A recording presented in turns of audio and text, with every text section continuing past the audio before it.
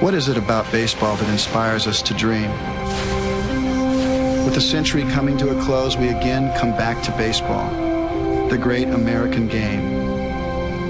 In April of 1912, a ship named Titanic sank, and a ballpark named Fenway first opened its gates. In 1933, the first All-Star game was played, and with striking perfection, the Babe hit the game's first home run. Once again, it is summertime in America, and with its warmth comes the Midsummer Classic and the park whose unique character makes it so special. And tonight, the legends of the game will come. Hey! Is this heaven? No. It's Iowa. A cornfield that was transformed into a field of dreams allowed America to again believe in baseball's magic. And tonight, for love of the game, the imagination of this country will once again be captured by all the players of the game today and by its storied past.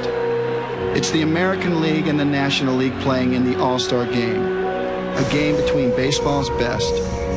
The beauty of baseball is marked by its players, from the Babe to Mighty Mac, from the Splendid Splinter to Nomar, from Say Hey to Sammy. On no other night do baseball stars shine as brightly. The perfect 9 against 9, a piece of wood and some leather. These are the tools of their trade. People will always come back to baseball. They call it our pastime, but more appropriately, it is our present and our future. In this final summer of the 20th century, tonight's All-Star Game will be played beneath Boston's giant green monster. It just wouldn't be right anywhere else.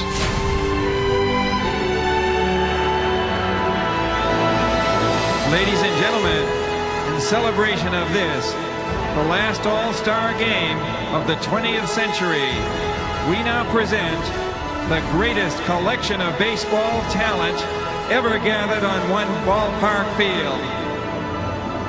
Ladies and gentlemen, your all-century team greats, 2 past commissioners, Carlton Fisk, Tom Seaver, 35,000 rabid fans, George Brett.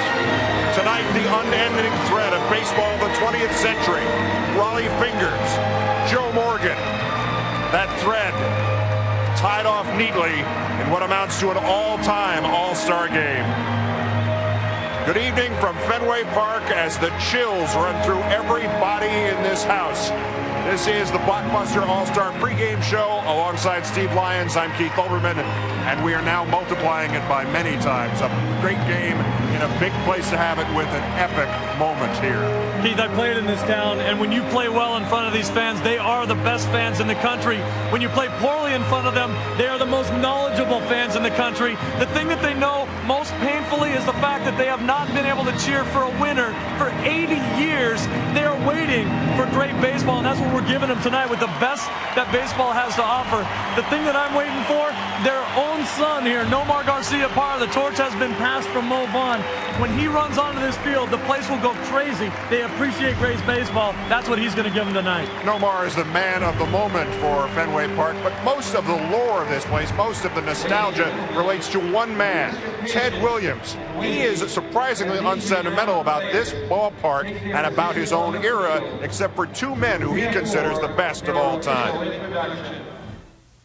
I really think the 2 players that are in our class by themselves, and I gotta say it, is Joe DiMaggio and Willie Mays. Boy, they're both great hitters. DiMaggio was the best of the 2, hitting the ball. Mays might have swung a little harder and missed a little more and hit a few more home runs, but I don't know how you can be better than DiMaggio. Keith, Ted is what Boston is all about. He will throw out the ceremonial first pitch tonight. I'm wondering if he's wearing a Boston baseball cap, whether or not he will take it off and tip it to the fans, because he never, ever did it when he played. It'll be a great moment to see, as we expect so many of them tonight. Willie Mays is here with a baseball cap. And Fisk, who made heroes of the 1975 Red Sox team. the introduction of the MasterCard All-Century players next. Joe Buck, Tim McCarver, Bob Brenly will take it after these messages and a word from your local Fox station.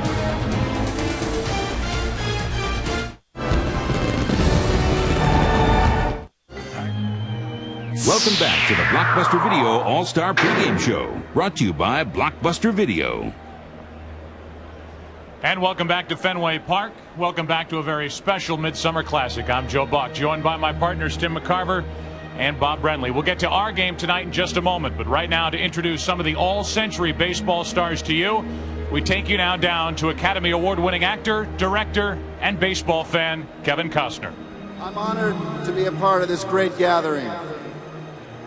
Together, these players represent the most talent ever assembled on a baseball field. And now, our all-century pitchers are a four-time Cy Young Award winner, the all-time strikeout king among left-handed pitchers, Steve Carlton. He is the only five-time Cy Young Award winner, and he struck out 20 batters in a game on 2 separate occasions. Roger Clemens.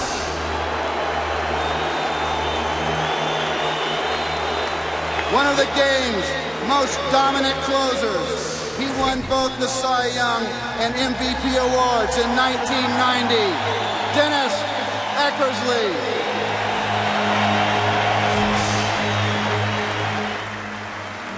He pitched his first major league game at 17 and was the hardest throwing pitcher of his generation. Bob Feller.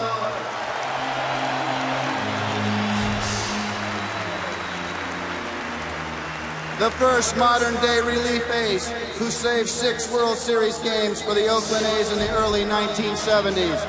Rollie Fingers.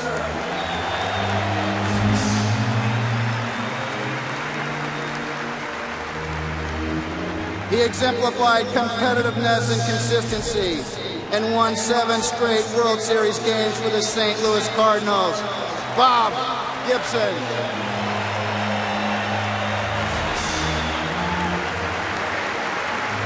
He won more games in the 1960s than any other pitcher and is the pride of the Dominican Republic.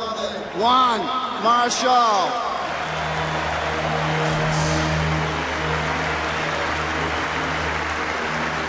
He led the Philadelphia Phillies to the 1950 pennant and was the ace of their staff for more than a decade.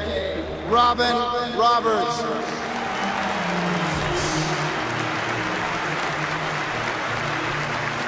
He was the ace of the 1969 World Champion Miracle Mets. 3-time Cy Young Award winner Tom Seaver.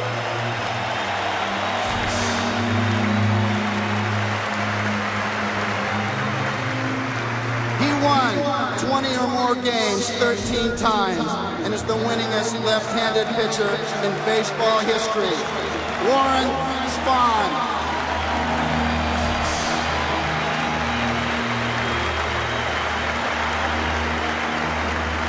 And now our all-century catcher is a hero to Red Sox fans for his dramatic home run in the 1975 World Series.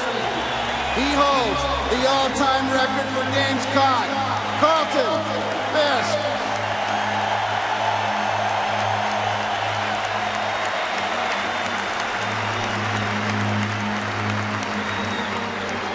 The all-century first baseman. He was the epitome of raw power, and he hit more home runs than any American League player in history except Babe Ruth. Harmon Killebrew.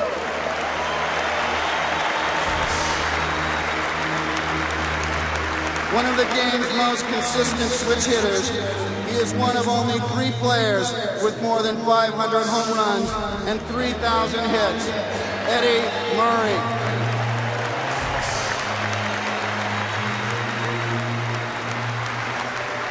The all-century second baseman is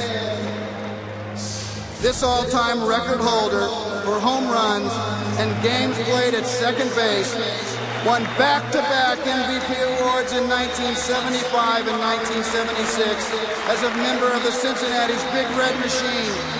Joe Morgan.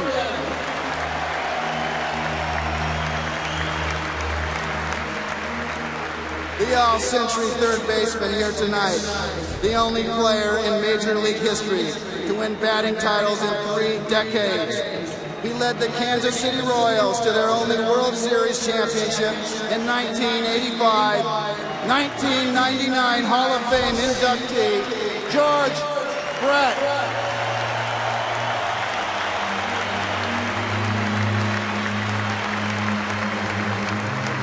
This 1993 World Series MVP ranks 8th on the all-time hit list and is the only player in World Series history to have 5 hits in a game. Paul Molitor.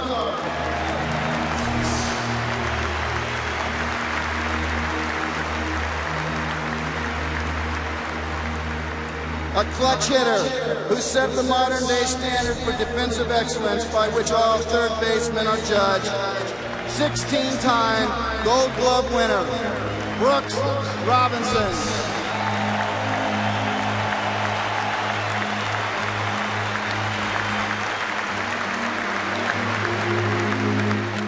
He possessed an unprecedented combination of power and defensive skill and speed that made him one of the game's all-time greatest third basemen. 3-time MVP and 10-time Gold Glove winner, Mike Schmidt.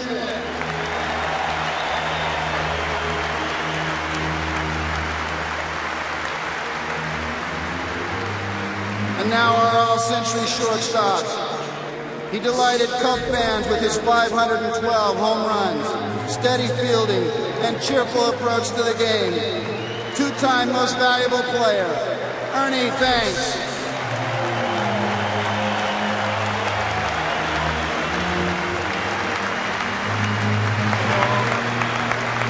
Considered the greatest defensive shortstop of all time. This fan favorite won 13 Gold Gloves, 12th-time elected All-Star Ozzie Smith.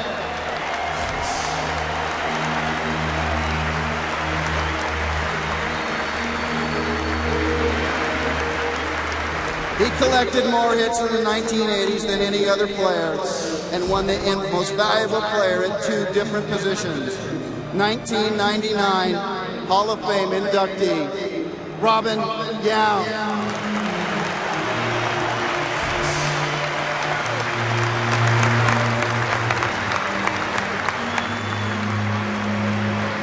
Our all-century outfielders are an exceptional all-around player. He was a 24-time All-Star who became baseball's all-time home run king 25 years ago this season, Hank Aaron.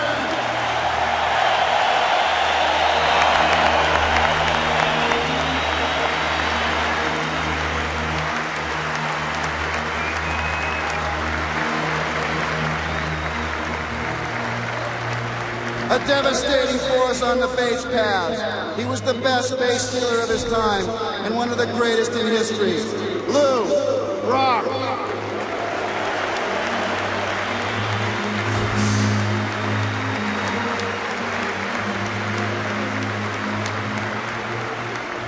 He redefined the role of the leadoff hitter and is the only player in history with more than 1,000 career stolen bases. Rickey Henderson.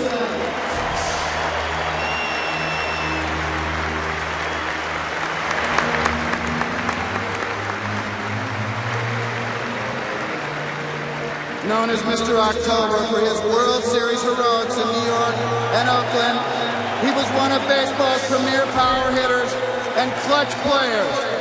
Reggie Jackson.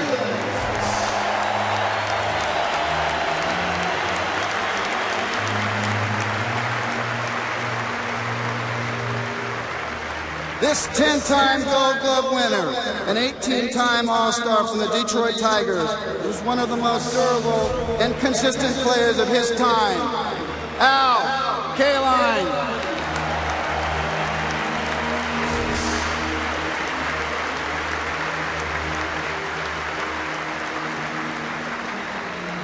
He led the National League in home runs in his 7 of his 10 major league seasons, and his home run ratio is second only to Babe Ruth. Ralph Kiner.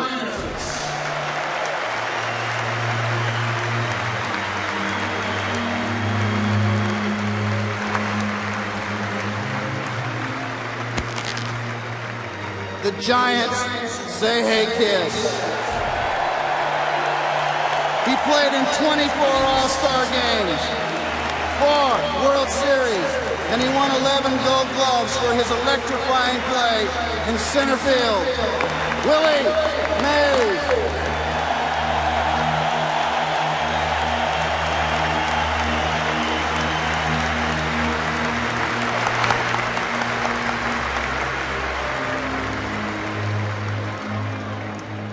This 3-time Most Valuable Player and 24-time All-Star for the St. Louis Cardinals was among the greatest all-around offensive players of the 1940s and 50s. Stan, the man, Musial.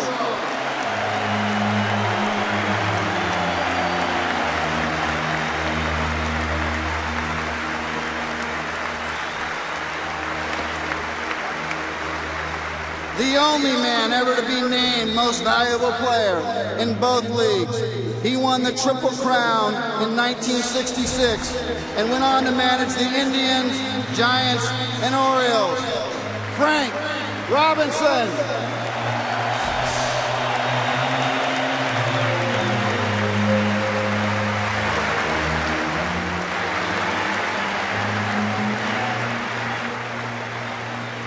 He was the last player to win the Triple Crown. And he is the only American League player with more than 3,000 hits and 400 home runs. Red Sox legend, Carl Yastrzemski.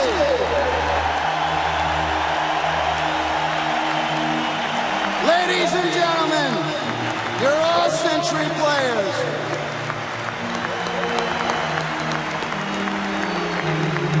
These players helped make the game.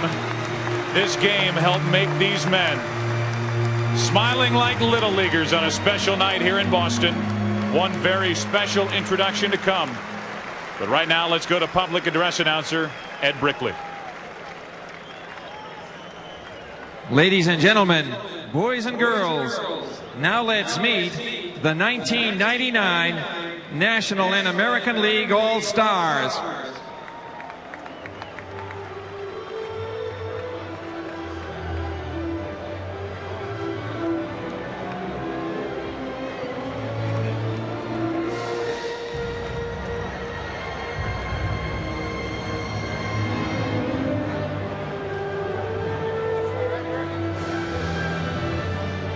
While the latest edition of All-Stars gathers on the baselines, while they get ready, we take you down to another member of our broadcast team, Tom Brenneman, standing by with the Commissioner of Baseball, Bud Selig.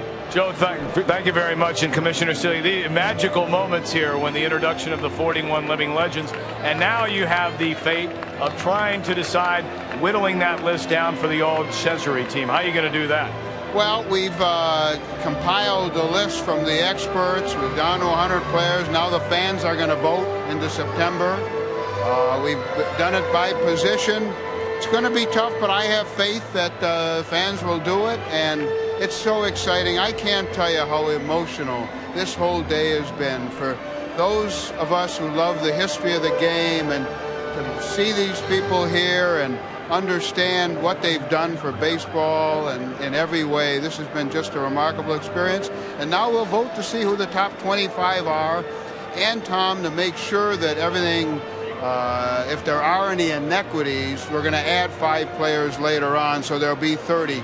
But I really look forward to the voting. I think it'll be terrific, and you've got 100 players here, and it's tough picking them, but it's been a great experience. And before I let you go, I'm assuming that Tim McCarver and Bob Brenly will both be on the all-century team. Well, Commissioner, I'll tell you, we'll probably let you go now. We're running out of time with that question. Let's go to Ed Brickley, the public address announcer. And now, ladies and gentlemen, the coaches and reserves from the National League All-Stars. The coaches are From the Chicago Cubs, their manager, Jim Riggleman. From the Cincinnati Reds, their manager, Jack McKeon. And now the National League reserves. From the Arizona Diamondbacks, outfielder Luis Gonzalez and pitcher Randy Johnson.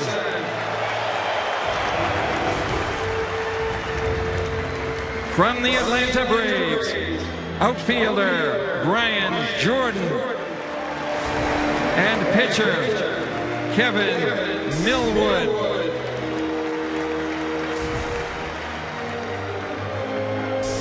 From the Cincinnati Reds, first baseman Sean Casey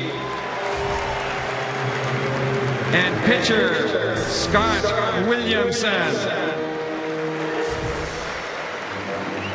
From the Florida Marlins, shortstop Alex Gonzalez. From the Houston Astros, pitcher Mike Hampton. Pitcher Billy Wagner. And pitcher Jose Lima.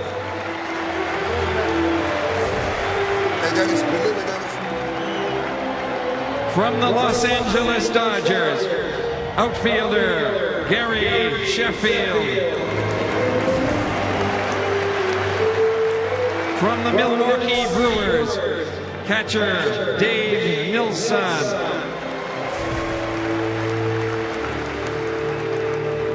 From the Montreal Expos, outfielder Vladimir Guerrero.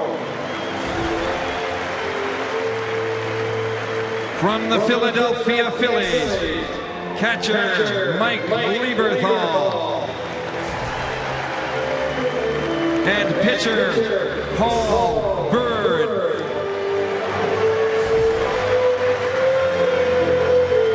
From the Pittsburgh Pirates, third baseman Ed Sprague.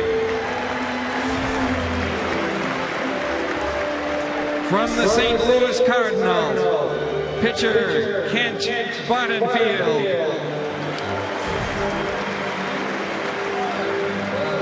From the San Diego Padres, elected to start but unable to play due to injury, outfielder and all-century player Tony Gwynn.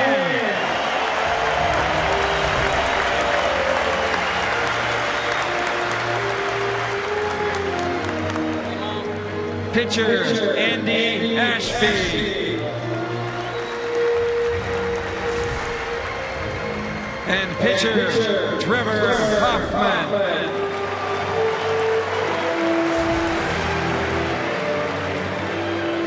And from the San Francisco Giants, second baseman Jeff Kent.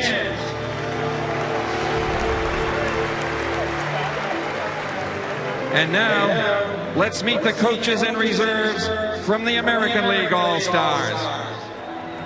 The coaches are from the Boston Red Sox, their manager, Jimmy Williams.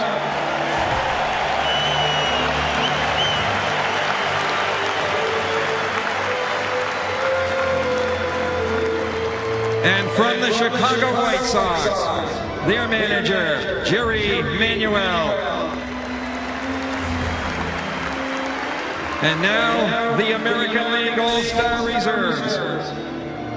From the Anaheim Angels, pitcher Troy Percival. From the Baltimore Orioles, outfielder Harold Baines. Outfielder B.J. Surhoff. And pitcher Mike Mussina.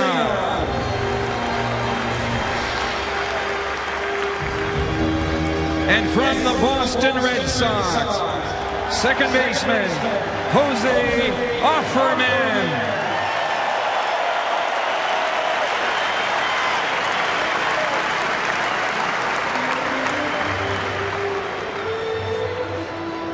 And from the Chicago White Sox, outfielder, Maglio Ordonez. From the Cleveland Indians, shortstop, Omar Vizquel. And pitcher, Charles Nagy. From the Detroit Tigers, catcher, Brad Osmus. From the Kansas City Royals, pitcher, Jose Rosado. From the Minnesota Twins, infielder, Ron Coomer. From the New York Yankees, shortstop, Derek Jeter.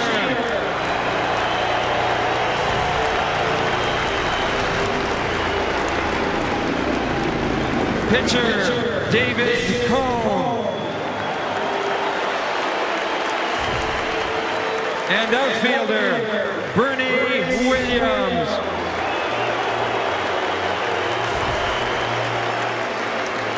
From the Oakland Athletics, first baseman, John Jaha. And from the Tampa Bay Devil Rays, pitcher, Roberto Hernandez. From the Texas Rangers, pitcher, John Wetland. And pitcher, Jeff Zimmerman. And from the Toronto Blue Jays, third baseman, Tony Fernandez. And outfielder, Sean Green.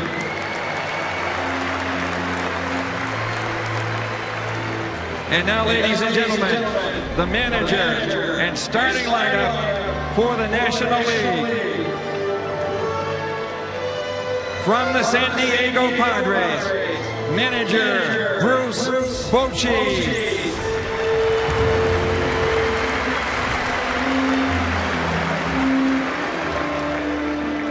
Batting first, playing shortstop, from the Cincinnati Reds, Barry Larkin. Batting second, playing right field, from the Colorado Rockies, Larry Walker.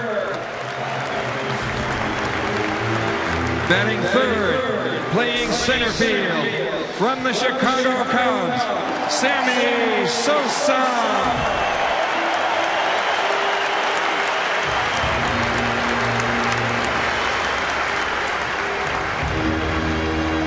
Batting fourth, playing first base, an all-century player from the St. Louis Cardinals, Mark McGwire.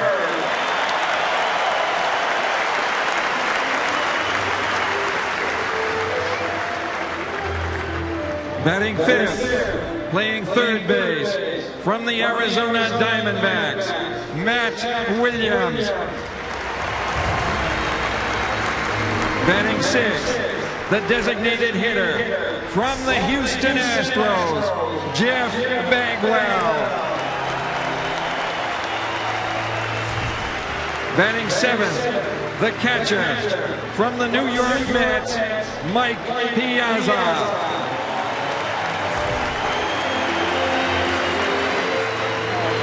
Batting eighth, playing left field, from the Milwaukee Brewers, Jeremy Burnett. Batting ninth, playing second base, from the Arizona Diamondbacks, Jay Bell.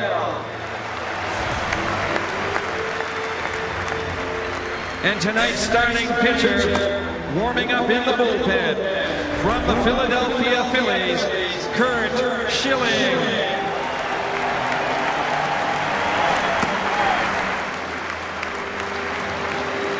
And now the manager and starting lineups for the American League. From the New York Yankees, manager Joe Torre.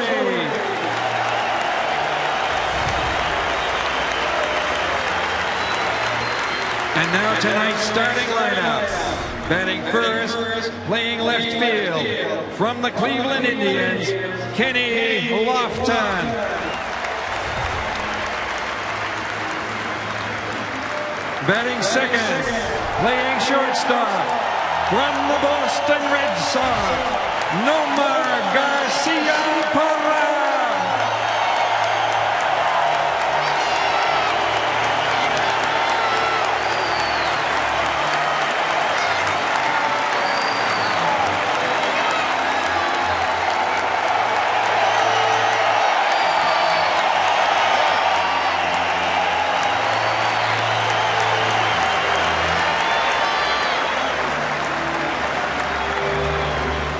Batting third, playing center field, an all-century player from the Seattle Mariners, Ken Griffey Jr.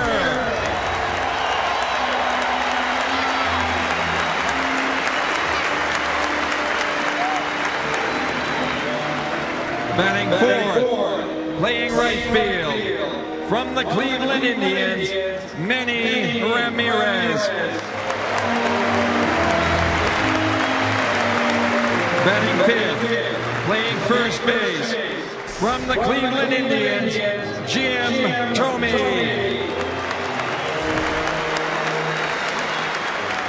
Batting sixth, playing third base, an all-century player, from the Baltimore Orioles, Cal Ripken.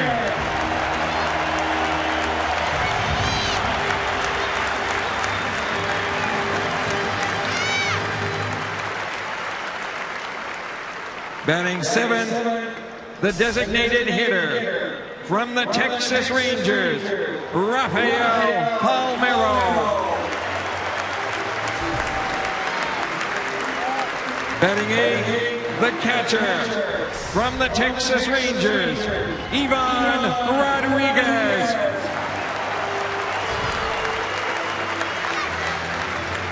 Batting ninth, playing second base, from the Cleveland Indians, Roberto Alomar.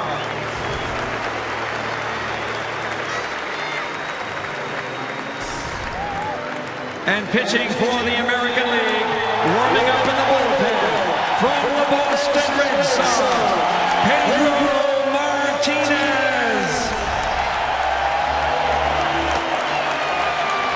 Present and past stars out tonight in Boston will return to Fenway Park with the national anthem and the reintroduction to this Fenway crowd of one of the best ever to play this game, Ted Williams. He throws out the first pitch tonight.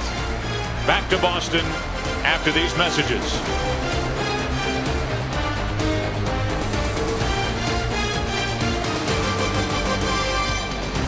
Welcome back to the Blockbuster Video All-Star Pregame Show, brought to you by Blockbuster Video. Ladies and gentlemen, please continue standing for the singing of our national anthem. To honor America, please welcome Grammy Award-winning epic recording artist, a native of Dorchester, Massachusetts, Donna Summer.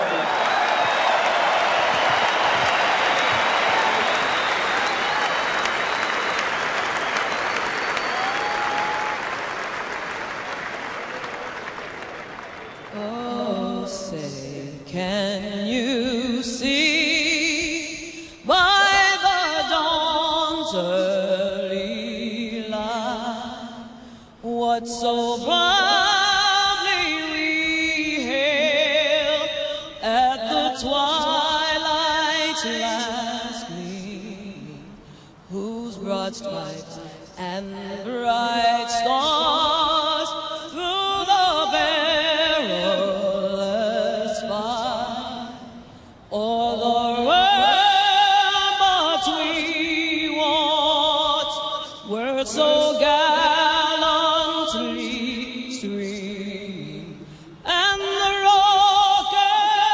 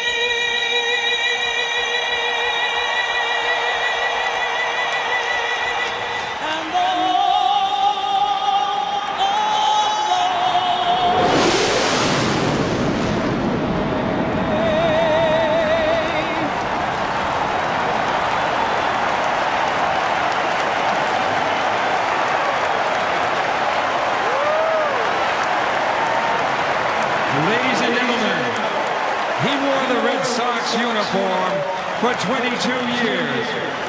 He wore the uniform of the United States Marines for 4.5 more. He owned left field at this very ballpark. He was the last man to hit 400 in a season, and he did it 58 years ago. He hit 521 home runs, including one on his last at-bat. Ladies and gentlemen, please welcome the greatest hitter that ever lived, number 9, Hall of Famer, baseball legend, Ted Williams.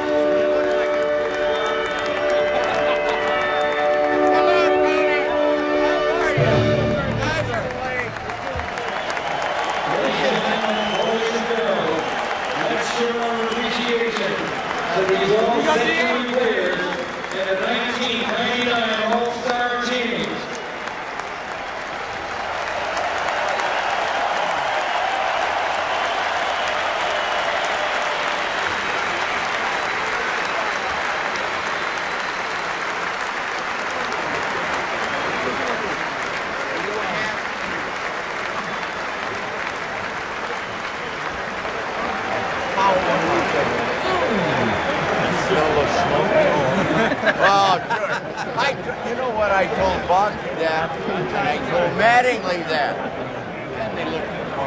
Ladies and gentlemen, and all the players on the field, it's requested, please, that the all-century players head for the campus alley The legends of this game, today's stars, crowding around one of the greatest to ever play the game of baseball and one of the greatest to ever serve his country. We try as hard as we can and hope that this moment translates on television.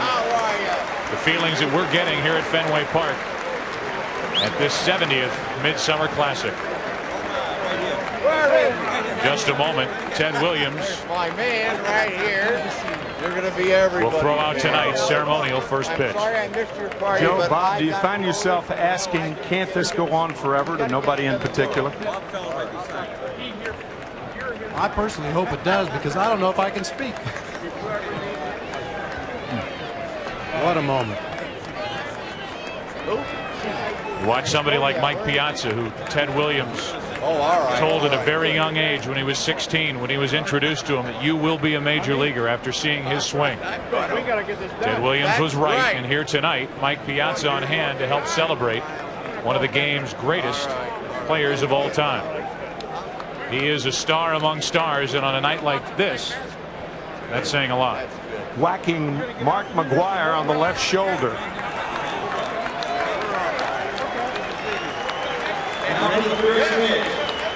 Ted Williams is the pitcher.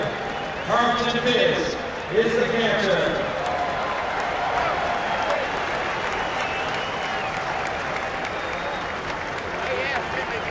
Ted Williams will throw out tonight's ceremonial first pitch. He will throw it to Carlton Fisk. Kyle Yastrzemski on hand as well. A celebration here tonight in Boston, with help from Tony Gwynn. Where is he? He went in. Oh, all right.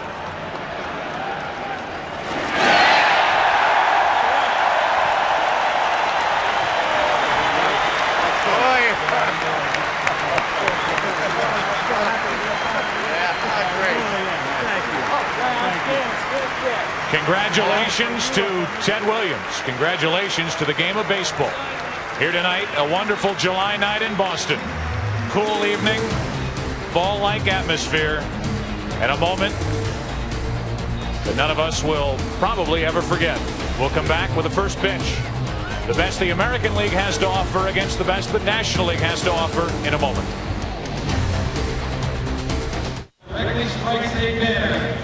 Welcome back to Fenway Park. And again, welcome to our broadcast booth.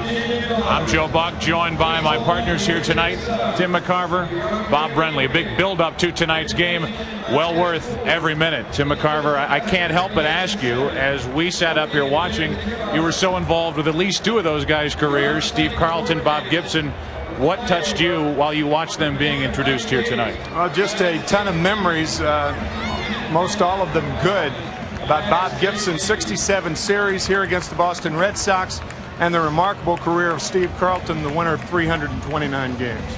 You're the analyst here. Analyze tonight's game. What do you expect to see in an all-star game? It's usually tough to tell going in. Well, there are a lot of sluggers here tonight, and a very inviting green monster, obviously. But keep in mind that these sluggers and these players will be facing the #1 starters and relievers of their respective teams.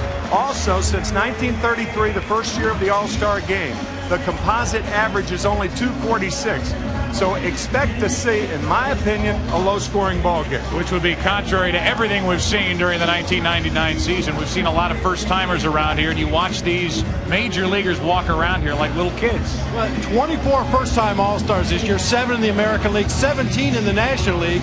And of the 17 in the National League, 7 are pitchers. Bruce Bochy told us in our meeting today that he plans on using at least 5 of those first-time pitchers. So if butterflies are an intangible in this game, perhaps a slight edge to the American League. We get ready for baseball here at Fenway Park.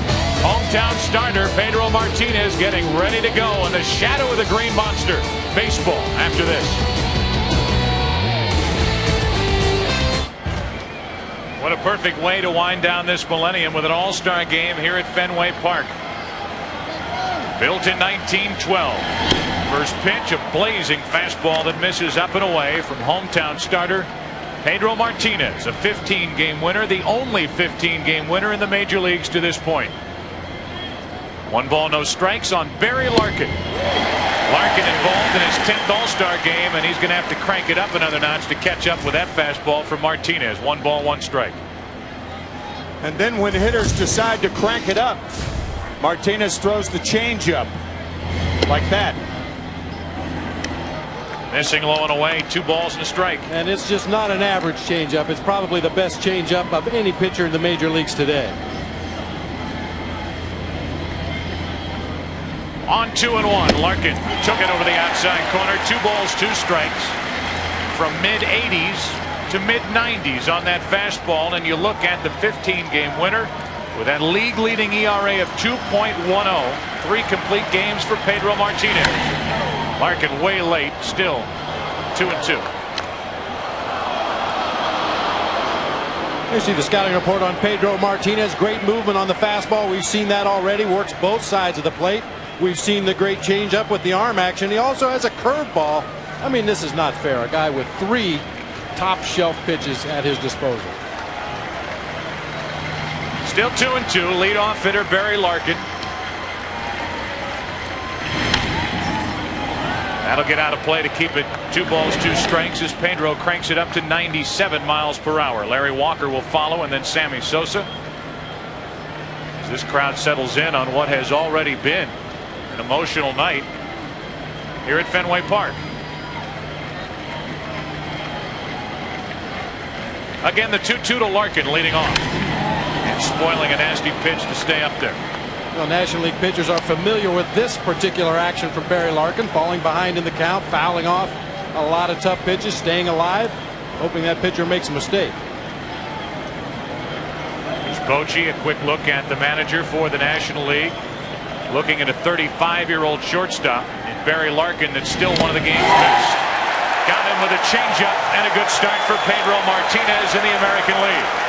Once again, the National League starting lineup sponsored by Budweiser. Here tonight, Barry Larkin, you know that. Larry Walker bats second and right. Sammy Sosa hits third and center. Mark McGuire cleans up at first base with Matt Williams at third. The DH, Jeff Bagwell. Mike Piazza catching. Jeremy Burnett's first All-Star game for the left fielder of the Milwaukee Brewers, and Jay Bell will bat ninth at second base. And we take a look at the defense for the American League.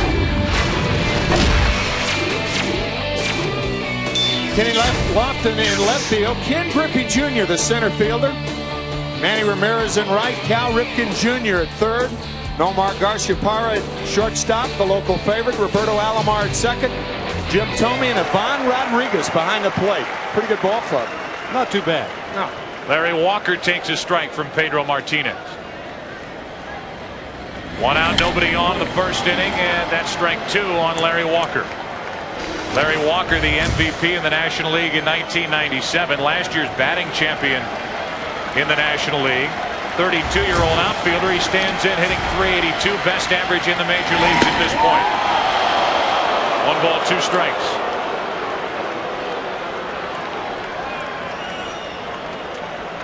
Joe Torre, manager of the Yankees, in charge of selecting the reserves and the pitchers for this. Goodbye, Larry Walker. See you later. Pretty good start for Pedro Martinez. This is what he dreamt about last night when he went to bed. First the fastball on the outside corner to Barry Larkin, and now a fastball, a 97-mile-an-hour fastball that slices the outside corner to Larry Walker. You may remember that scouting report. We said he worked the fastball on both sides of the plate. And that's not as easy as it may appear for a pitcher whose fastball tends to tail back in toward the center of the plate. Tonight's telecast also available in Spanish by utilizing the SAP button on your television. How proud they must be right now in the Dominican Republic. 2 of their favorite sons hooking up here in the All-Star game. Sammy Sosa leading the major leagues with 32 home runs. He hit 66 a year ago. Taking on Pedro Martinez, leaning back from strike 1. First curveball of the night for Martinez, and was it wicked? It's a good old-fashioned knee buckler. Jelly legs from Sammy Sosa. Whoa. And a 1 ball, 1 strike count. 96-mile-per-hour fastball missing to Sosa. How'd you like to hit 66 home runs and not even lead your league? Man behind him in tonight's lineup, Mark McGwire, of course, hit 70. The 2-1. And Pedro Martinez is in position to strike out the side here in the first.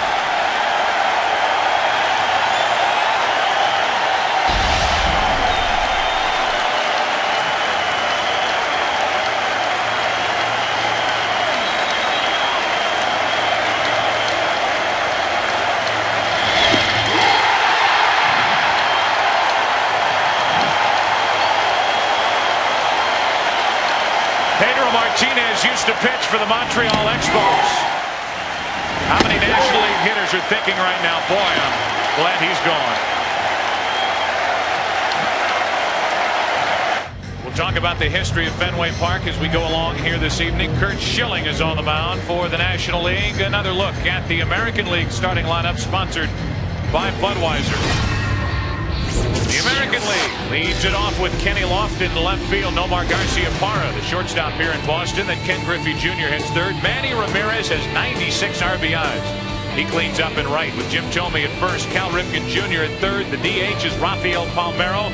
First start for him, Ivan Rodriguez catching, and Roberto Alomar is at second base batting ninth. To look at the National League defense. Jeremy Burnitz in left field. Sammy Sosa playing center in this All-Star game. Larry Walker in right.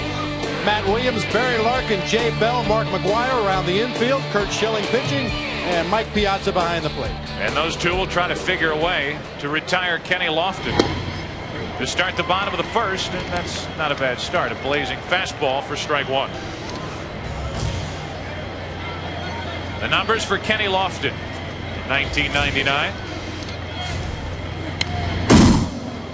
95 miles per hour from Schilling, and this is one of the National League's best right-handers. Curt Schilling was 7 complete games in the first half of the season after completing 15 ball games last year. He is the definition of a workhorse.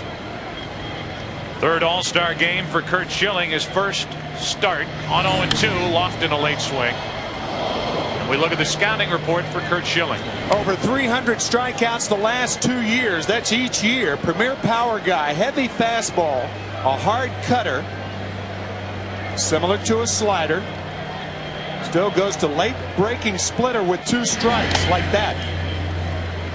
And Lofton wouldn't go after it. 1 ball, 2 strikes. On deck, Nomar Garciaparra in the starting lineup thanks to the internet voting. Pedro Martinez, perfect start for him on the mound. 1 ball, 2 strikes. First ball in play. McGwire feeds Schilling, a race to the bag, and Schilling didn't win. Lofton with that great speed is on with an infield single.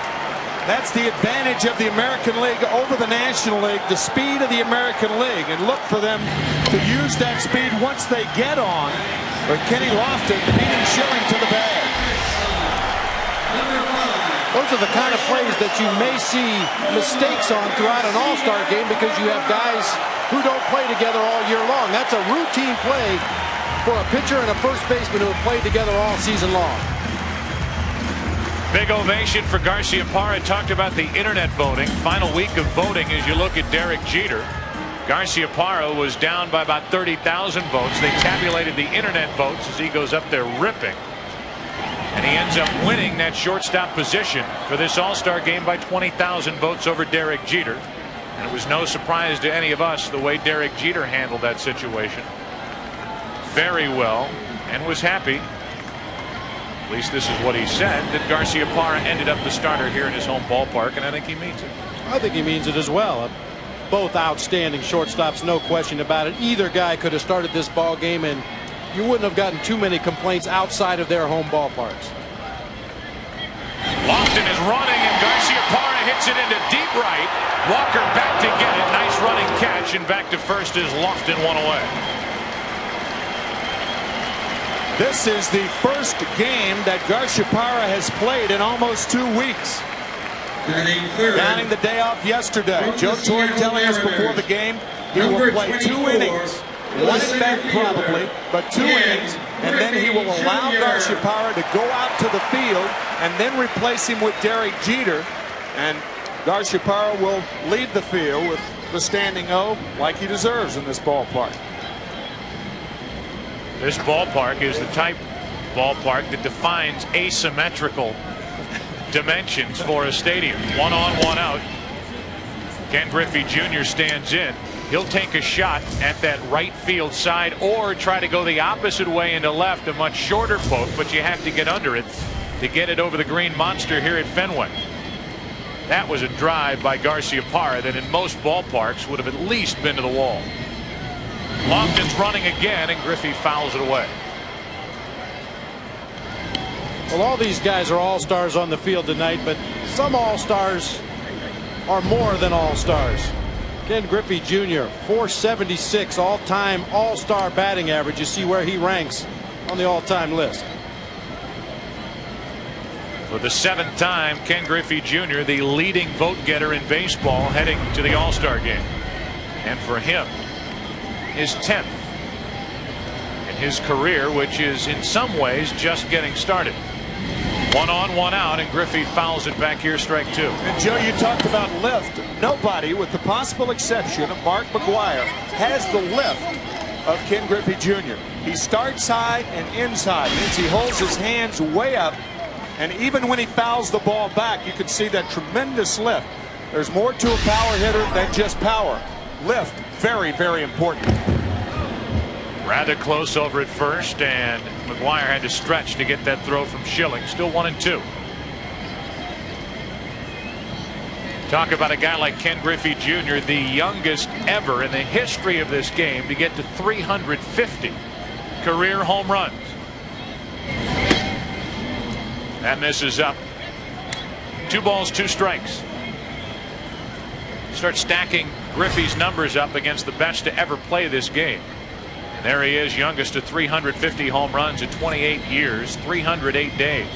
Faster than Fox, Matthews, Mantle, Ott, and Aaron. 1 on, 1 out. Griffey out in front, jerks it foul. We understand there's a large contingent watching up in Seattle at the new Safeco Field, which they will open the second half of the season. There's going to be a lot said about Safeco Field. Looks like a beautiful facility. But the early return out of that ballpark, Tim, is that the ball just doesn't carry there with that heavy sea air. Over the outside corner, Griffey is gone. And it's 1 on, 2 out as Griffey is caught looking. It brings in Manny Ramirez. We take you back to Manny Ramirez in high school. Graduated from George Washington High School in Manhattan in 1991. That year he was named the New York City Public Schools Player of the Year. And he was the Indians' first-round pick in the 1991 draft. And, Bob, it doesn't take an expert scout to look at those tools and realize you got a stud on your hands. But you look at those pictures and see Manny Ramirez with an Oakland A's cap. I got to believe Art Howe's mouth is watering somewhere right now. Same mannerisms in high school that he has as a professional player. 1 on, 2 out, and a strike from Schilling, hitting 96 on the radar gun to Manny Ramirez. Third highest total at the All-Star break. With regard to RBIs, he has driven in 96 in the first half, so to speak, for the Cleveland Indians.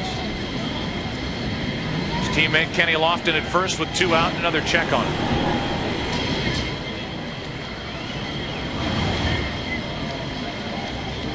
Hank Greenberg did not make the All-Star team in 1935 with 35 home runs and 103 RBIs. Juan Gonzalez 101 a year ago. Ramirez gets out of the way of a pitch just inside. 1 ball, 1 strike. Crowd awful quiet here in the first inning. I think everybody's got to get their batteries recharged a little bit. I don't think Kenny Lofton's going to be quiet anymore at first base. He's waited long enough.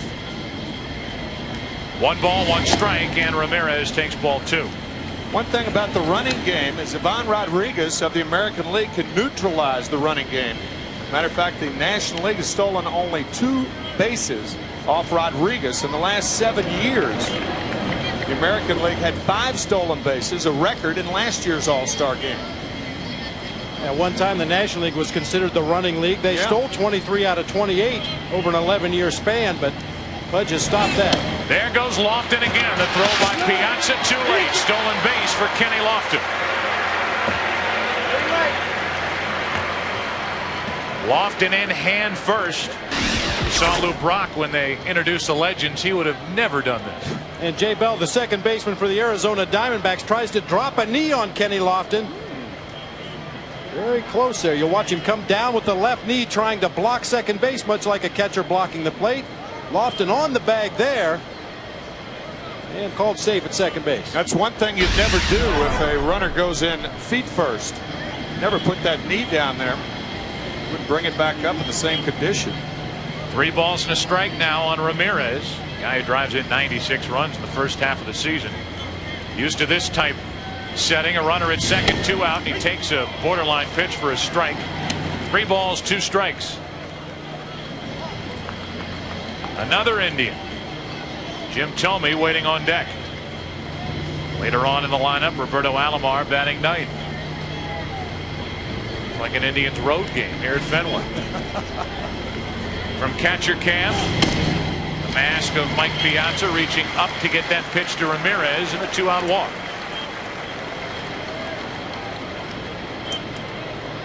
Batting 5th. A couple of managers talking it over there. Jim Riggleman of the Chicago Cubs talking to Bruce Bochy, and here is Jim Thome. Jim Thome. Not staggering numbers, but still worthy of all-star consideration, and a guy who's willing to do whatever it takes for his team, as he's going to bounce back over to third base after the injury, the knee injury to Travis Fryman.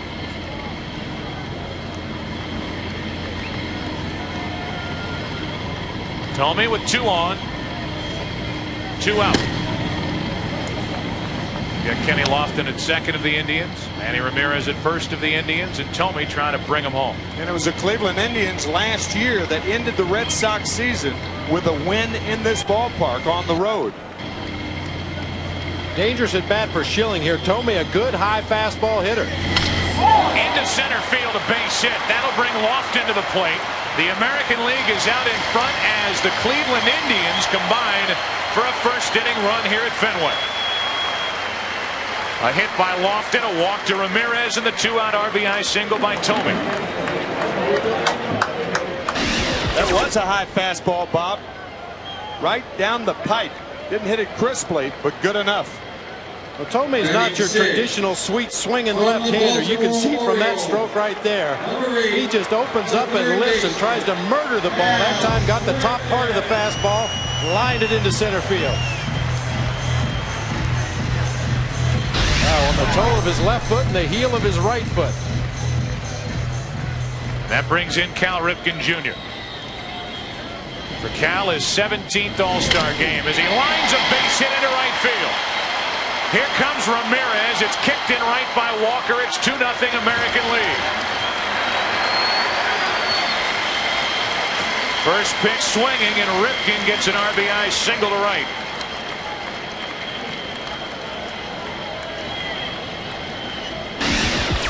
Cal Ripken, the most valuable player in 1991 when the All-Star game was played up in Toronto.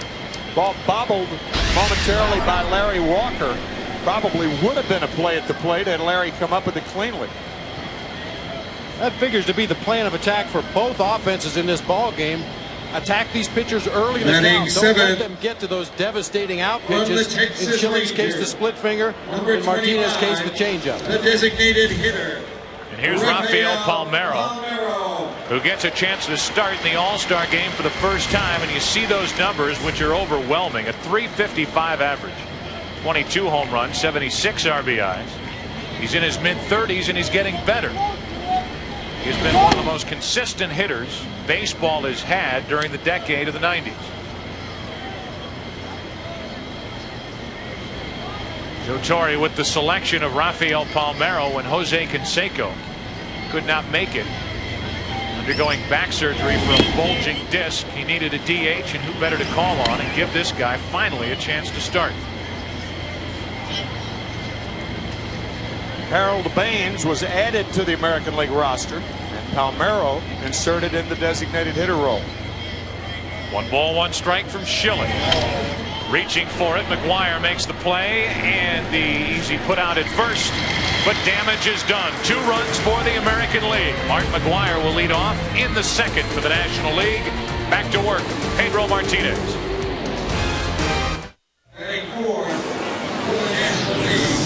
We welcome you back to Fenway Park here in Boston. We move to the second inning. American League coming up with 2 runs in the first inning. RBIs by Thome and Ripken, and Mark McGuire steps in.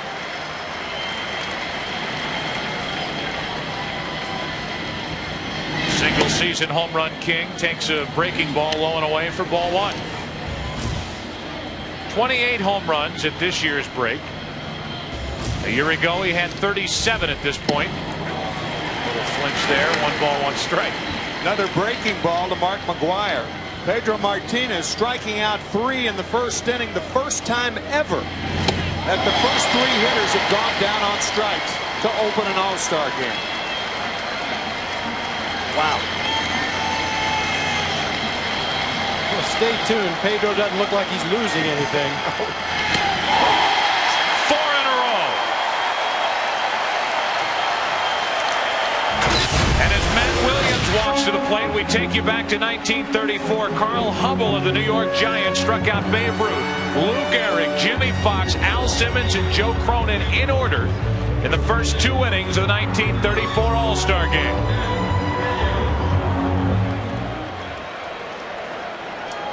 Trying to tie that record is Pedro Martinez as he works to Matt Williams. It won't happen. The ground ball to second, bobbled by Alomar, and the throw too late. Should be an error for Roberto Alomar. 7-time Gold Glove Award winner. He's made only 3 all season, but that was a typical and an easy chance for Alomar. It's an error. Looked like it hit him on the heel of the glove, the hardest part of the glove, and ricocheted up into his midsection, stayed right in front of him. But Matt Williams, hustling down the line as he does on a daily basis, was able to beat it out.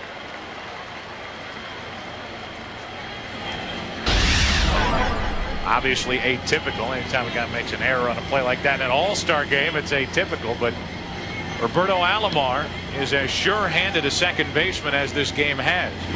1 on, 1 out. And Bagwell looks back at Jim Evans and says, really? Strike 1. Says they call that on me in the other league too. Well, here's a guy who year after year, along with his second baseman Craig Biggio, probably as good a Quinella as the National League has to offer on the right side of the infield. And he could have been doing it for the Boston Red Sox. Traded from the Red Sox in 1990 on July 31st, like that August 31st, for Larry Anderson. Larry Anderson coming here, helping as the Red Sox ended up winning the division but losing in 4 straight to the Oakland A's. And then there's Bagwell, who moved from third base to first base, and he's one of the biggest power threats in the National League. Born here in Boston, and he waits for the 1-1 pitch. He flinches on a strike. That's strike 2.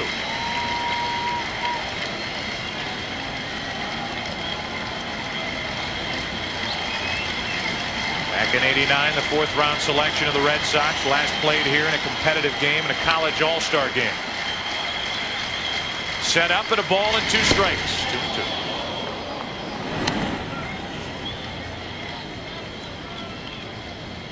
The threats just keep on coming. Mike Piazza will follow.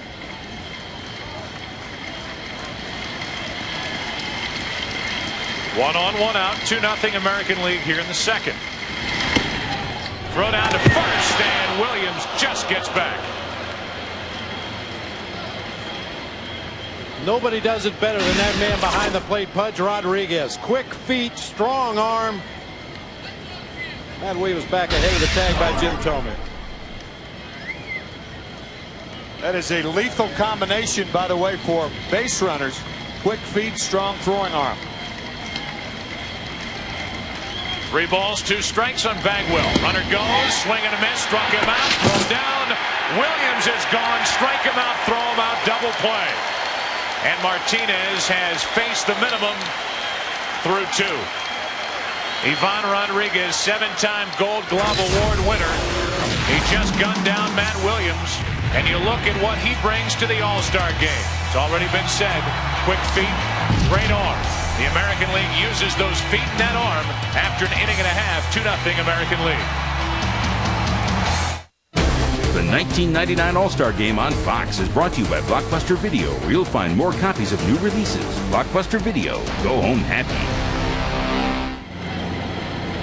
Behind that Blockbuster Video cassette, we hope it was rewound, was a strike to Ivan Rodriguez.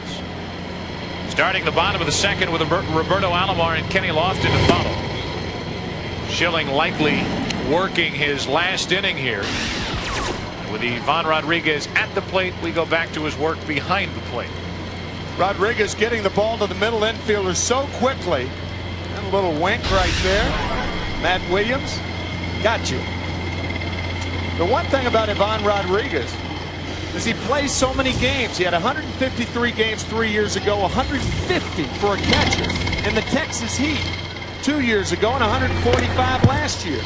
Can't keep him out of the lineup. Jay Bell to his right takes care of Ivan Rodriguez, one away.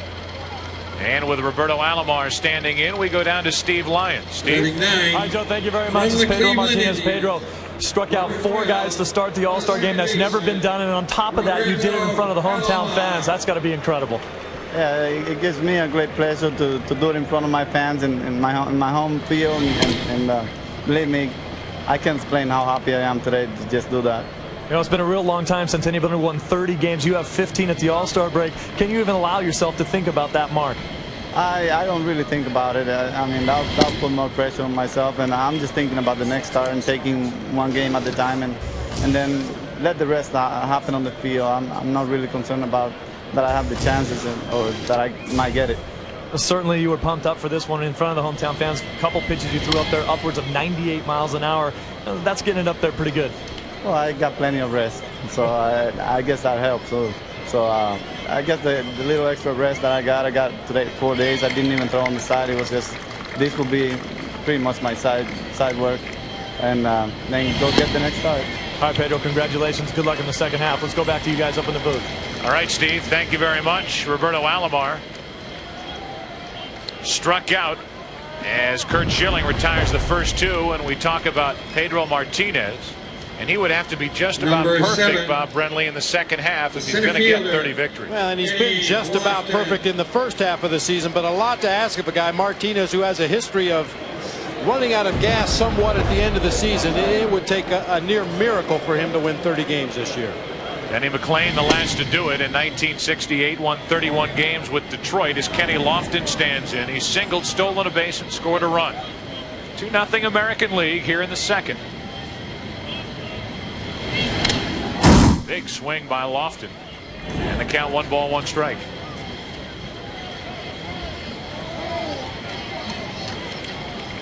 Lofton got it started in the first inning with an infield single. A little ground ball to first, and McGuire couldn't get it to Schilling. Maybe better put, Schilling couldn't get it to first base in time to get Lofton. 1 ball 2 strikes. Pepsi wishes to congratulate Ken Griffey Jr. as the top vote getter in the American League All-Star balloting. Well, Sammy Sosa received the most votes over in the National League. He makes his first start here tonight. And there's Sammy Sosa. Starting in center field this evening.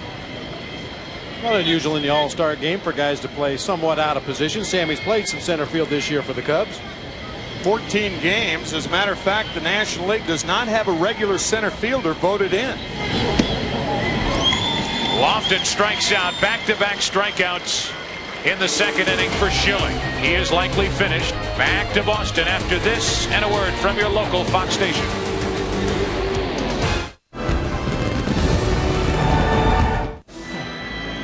Remember, we told you before the game that Joe Torre told Nomar Garciaparra that he would play 2 innings and then he would send Derek Jeter out once he took the field in the top of the 3rd. I think what changed Joe's mind was that Garciaparra will be leading off in the bottom of the 3rd inning. So look for Garciaparra to hit 1 more time and then have Jeter go in the ballgame. And if Garciaparra should happen to reach, pretty good chance we'll see Jeter come on as a pinch runner. Right. Take a look at the second pitcher of the night for the American League from the New York Yankees, and still one of the very few big game pitchers left in the game. It's right-hander David Cone. See the opposing batting average only .220 against David Cone. Here's another pitcher with a whole pocket full of pitches at his disposal. I think at times David Cone invents pitches out there on the mound. Drops his arm angle. He'll throw overhand, 3/4, drop down almost to sidearm at times. I think it's time to drop down. Look who's up. New York, New York, Yankees and Mets. Mike Piazza leads off and takes a strike. Drop down slider right there. First pitch to Piazza. What a series for Mike Piazza in this most recent weekend series, interleague action between the Mets and the Yankees. He's out in front and lines that one foul down the left field line. Here's a guy who popped 2 big 3-run home runs, 2 monstrous home runs against the Yankees, as the Mets ended up winning their first interleague series against the Yankees. The past 3 years, they won 2 of the 3. 0-2 the count. And there's another drop down breaking ball. It's still 0-2. Bowie Kuhn and Fay Vincent, 2 former commissioners of this game, watching here at Fenway Park. And again, when they send out the invitation for the All-Star game and it has Fenway Park at the top of it, you're going to get a lot of response. Bud Selig seated next to Ted Williams. John Henry next to Ted. His son, as Piazza strikes out, and it's been 6 strikeouts for the American League side. Pedro Martinez struck out 5, and David Cone starts with a strikeout. The fastball and the changeup of Martinez to the drop down slider and splitter of David Cone. No relief from the American League pitchers so far. I was talking about bullpens that could come at you with different looks. These are starters that come after you with different looks. Here's Jeremy Burnitz, who ended up representing the National League in the final round of the Home Run Derby here last night. Put on a big power display, and he takes a strike over the inside corner. Here's a guy who is thrilled to be here in Boston.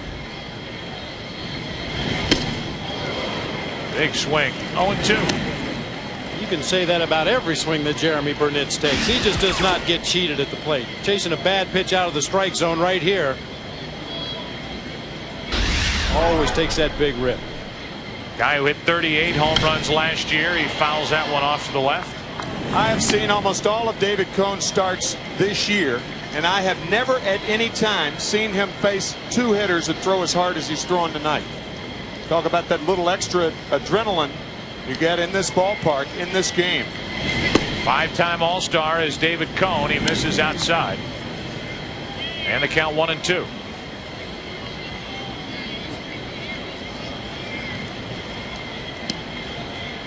Burnett set up for another strikeout, and he was nearly rung up over the outside corner. 2-2. Backdoor breaking ball that time from David Cone. The ability to work that pitch on both sides of the plate. From catcher cam on 2-2, Burnett lines it down the right field line, but he pulled it foul.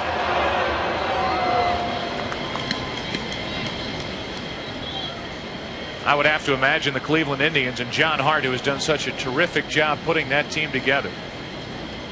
One of the most dominant teams in the game over the past 7-8 years. Has to look at Jeremy Burnett as one who got away, as he lines one into right field, a base hit. Down toward the corner, it should be a double. Dug out of that corner by Ramirez, and the National League has its first hit, and it's Jeremy Burnett and a double here in this 3rd inning. Down below, Jeremy Burnett resting at second. The double, providing baseball fans with live aerial coverage of historic Fenway Park, is Budweiser's own Bud One Airship. Budweiser, the official beer of Major League Baseball.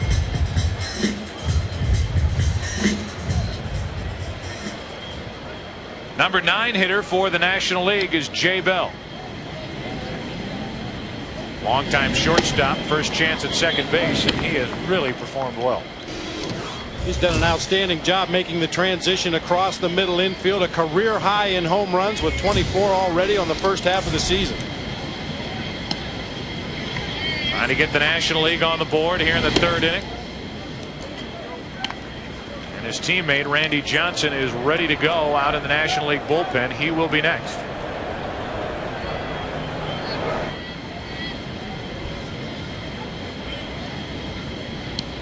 One ball, one strike on Bell. Cone falls behind. Jay Bell with 24 home runs on the year, but none bigger than his last one. He hit a grand slam home run on Sunday in the 6th inning that won $1 million for one fan. A little late with that swing. 91 miles per hour from Cone. 2-2. A lady named Guyleen Hoyle correctly picked the player and the inning. And a grand slam was worth $1 million. $1 million bucks. Forgot we had Captain Diamondback here in the booth with us. He remembers the name. As Bell takes strike 3 over the outside corner. That's 7 American League strikeouts of National League hitters. And 2 out here in the third inning. Dropping down and throwing the fastball on the outside corner. We mentioned Cone throwing the breaking ball on both corners. He does the same thing with that tailing fastball. Starts just off the outside corner. From that drop down motion, tails back. You can see Rodriguez's glove moving toward the center of the plate as he caught the ball. Nice job receiving that pitch.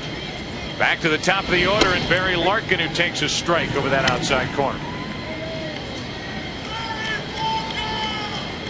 Third most in Reds history. 10-time All-Star selection for a guy who for years was in a log jam at shortstop and caught behind Ozzie Smith, who was honored here tonight. One of the best defensive shortstops ever, and there's one of the best defensive catchers in the game making a good play on a ball in the dirt. That is a great play. That's a 57-foot splitter. And watch Rodriguez, like a hockey goalie. Slaps it down, keeps it in front, and prevents the runner from moving up 90 feet. He actually ended up blocking that ball with his left thigh, but there's no such thing as a bad block. If you keep that ball in front, it doesn't matter if you use the umpire to keep it in front. Carlton Fisk watching as Ivan Rodriguez now will take home an All-Star Game bruise. Back to Texas. 1 ball, 1 strike. Up the middle. Off Cone's glove and into center. In to score Burnitz. The lead has been cut in half on a 2-out RBI single by Barry Larkin. Burnitz with a double. Larkin with the RBI single. The one problem with that pitch is if you do not get it outside enough, the right fielder, major league hitters hammer it. And that's what Barry Larkin did. That was on the outside part of the plate, not on the outside corner. And Larkin takes advantage, driving in the first National League run. Perhaps the lack of mobility on the part of Nomar Garciaparra prevented him from getting to that ball. How about that play by Cone? He just took a hit away from Larry Walker.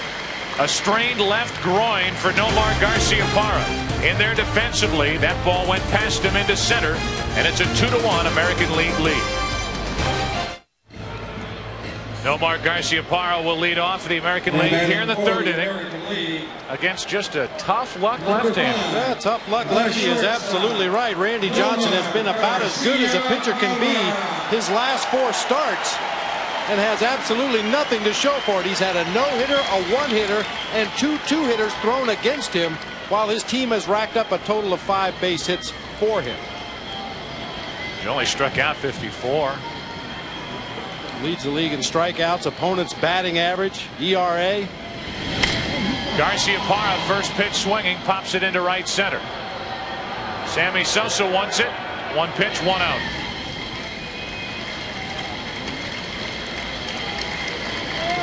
Well, now an interesting matchup.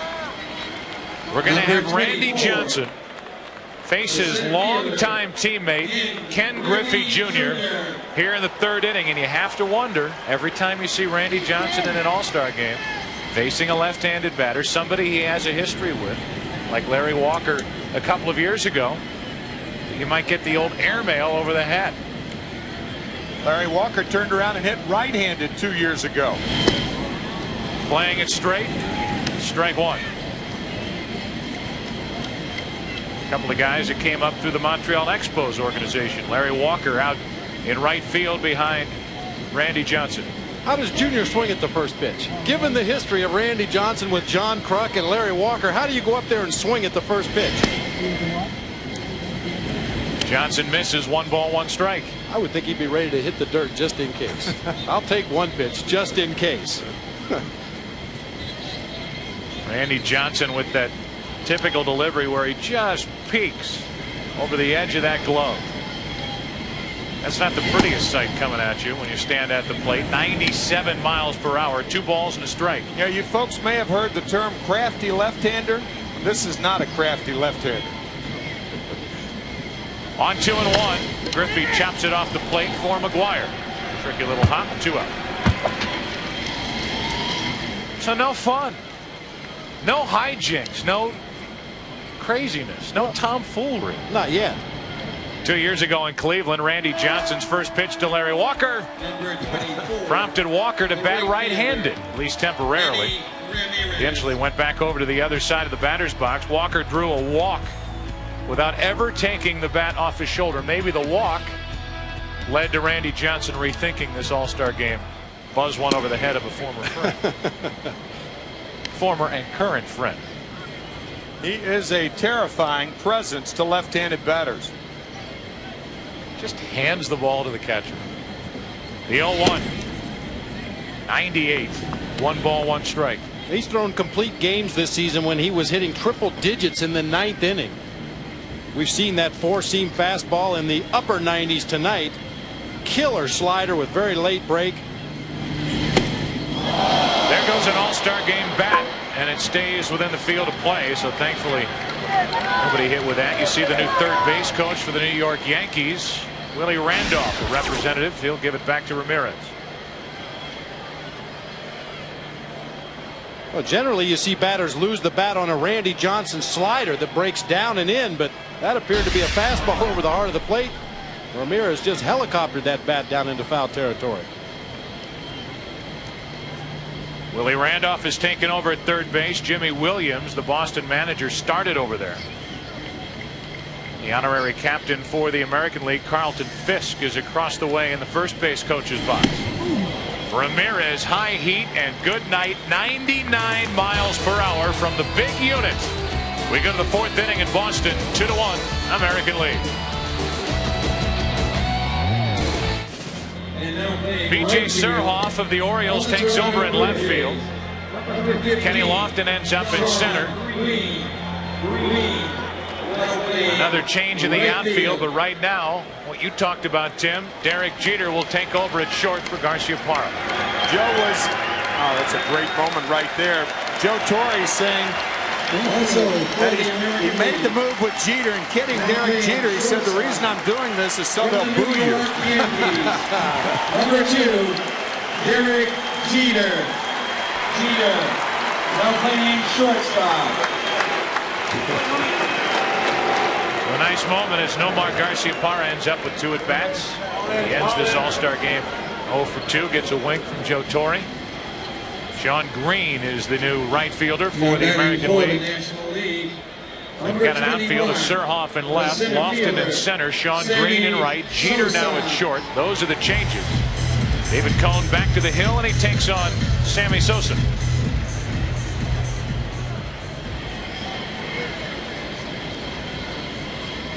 Sosa stands in, a strikeout victim his first time up. First pitch swinging, pops it up to the right side for Thome. Little stagger at the end, but Thome puts it away, and Sosa is 0 for 2. Well, home run derby last night may have been won by Ken Griffey Jr. But years from now, they'll be talking about this display at Fenway Park. 13 home runs in the first round. None of them were measured at 500 feet, but come on. Those had to have been 500-foot home runs. There are a lot of people around here wondering who calculated those distances. Well, he hit one off the top of the light tower in left field. No telling how far that ball would have gone had it continued into the night. Wire 1 ball 1 strike. I get the opportunity to watch him take batting practice day after day in St. Louis. It doesn't get old. And he finally got a chance to display that power in a batting practice type atmosphere during the home run derby here last night. And he did the second half of that first round with a broken bat. Ooh, that just missed. The count 2-2 on McGwire. You mentioned he broke one bat in the home run derby. Another bat was taken away from him by Pedro Martinez. Mark McGwire is down to one bat to use in the All-Star game. So this is it. If he breaks it, he's gone. He can't continue. Like when you were a kid, you lose the ball, you got to go home. Game's over. He is eyeing Mike Piazza's bats in case he needs another. Mark McGwire will take a walk with one out. That's the first walk handed out. And when you think of Mark McGwire, you naturally think of 70 home runs. But how about this moment? September 8th, 1998. It's number 70. His son Matt is on hand. And what father can't get a chill watching that? And you may have noticed Mark McGwire on his hat has Matt written across the crown of his ball cap. Big Mac on at first with one out. Big Matt is at the plate, strike one. Home run number 62 by McGwire last year. The shortest home run that he hit all year, 341 feet. Had it been low enough, it had gone through the wall, not over the wall. Bagwell waits on deck. Matt Williams, who has hit at least 20 home runs every season during the 90s. A guy who everybody talks about the season he was putting together in 1994 when the strike hit. Matt Williams putting together an incredible season when he hit 43 home runs in just 112 games. Good swing, but strike two. It is 300th home run of his career back on April 6th of this year. National League Player of the Month in April. Hit 357 with 8 homers and 25 RBIs. Barry Bonds does have a chance to have 20 or more home runs every year in the 90s. He has 9 this year. Of course, Bonds has been on the disabled list for about a month. A 1-2 pitch. Williams a late swing, and Cone rings him up for his third strikeout. That is 8 strikeouts now in 3 2/3 innings by Pedro Martinez and David Cone. Jeff Bagwell. Looked like the splitter, wasn't it? I believe that tumbling rotation usually indicates a split finger fastball, the movement down and into the right-handed hitter. Tying run at first. That's McGwire with 2 out, and here's Bagwell. Takes the ball high. I'm sure at some point, Bob, some hitting coach during Jeff Bagwell's life as a baseball player said, you know what, look, you can't hit like that. Spread out at the plate, got that severe uppercut swing, and all he does is pound home runs. It's an interesting contrast to some of the other home run hitters we have here in the ball game tonight. Ken Griffey Jr. very upright in the batter's box. Mark McGwire, a little crouch of his own, not to this extreme. But they all managed to get the head of the bat on the ball and hit it a long way. Jeff Bagwell appears to have that invisible stool underneath his rear end. Rarely gets cheated. 2 balls and a strike. And a strike over the outside corner, and Bagwell's thinking that's 2. This guy's calling on me over the outside part. 2-2. Not too many hitters have seen that pitch called a strike this year by umpires of either league. That high slider. Bagwell lines one into right field. That's a hit. Sean Green will get it back in. It's 2 on, 2 out. Now the tying run is in scoring position for the National League here in the 4th inning. Only the 3rd hit of the night for the National Leaguers, and Mike Piazza, who struck out his first time, digs his way in. Number 31, the catcher, Mike Piazza. Piazza, who grew up Norristown, Pennsylvania. It's an old story, but in a game like this, worth reviving. The former 62nd round pick of the Dodgers back in 1988. Look at Ted Williams, who told Mike Piazza at a young age, after watching him swing, You will be in the big league someday. Teddy Ballgame was right. Here is Piazza, and there's a base hit into right. Now what do? Do you try to score McGuire? They will hold him at third, and the bases are loaded with 2 out. A walk and 2 singles here in the 4th inning. Tim Flannery, the third base coach, coming way up the line to see if Shawn Green bobbled the ball. Then Mark would have tried to score, but no way to try to score McGuire on a ball hit that hard, even with 2 outs. Green with too strong an arm. And Green did make a good throw right through the upright arms of the cutoff man, Jim Thome. It was right on line for Pudge Rodriguez at home plate. Very strong throw. Appeared to be right on line as well. Tony La Russa is probably somewhere hiding in this ballpark with big signs. One says stop him, the other says send him. And I'm sure Tony was watching with his breath held as his big money maker rounded third base. Mark's been bothered by a bad ankle, huffing and puffing over at third base, and he just will not score on a ball hit that hard to a guy who can throw. And now the bases are loaded with 2 out to Jeremy Burnitz, and he's jammed and grounds 1 to first. Picked up by Thome, and the threat is over. A walk, 2 singles, 3 left, 4 on the night for the National League. We go to the bottom of the 4th inning. David Cone, good work in 2 frames, 2-1 American League. As we approach the top of the hour, we approach the bottom of the 4th inning. This night started some of the greatest players this century being introduced to the crowd here at Fenway. And then it was game time, and it was Pedro time as he started this game with 3 consecutive strikeouts in the 1st inning. He would end up striking out 5, and the 2nd inning came to a close, and a strike him out, throw him out, double play.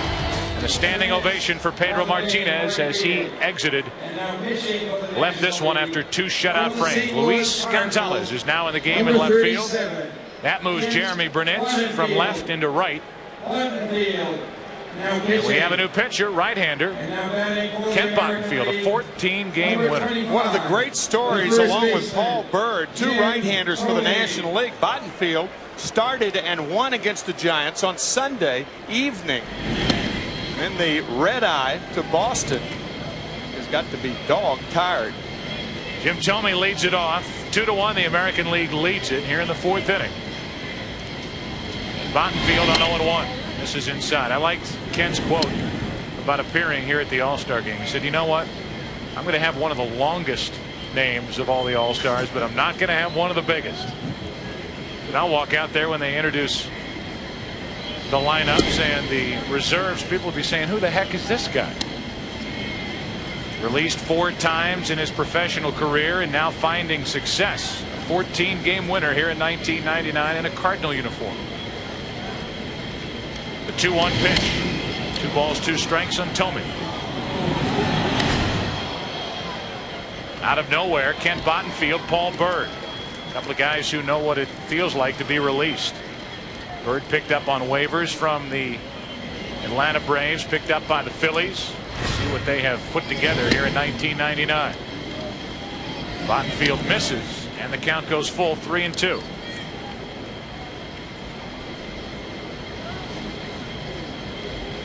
Randy Johnson, 1 perfect inning with 1 strikeout. And now Bottenfield keeps it full on Thome. The right-hander Jose Lima beginning to warm up for the National League club. Houston Astros starting pitcher.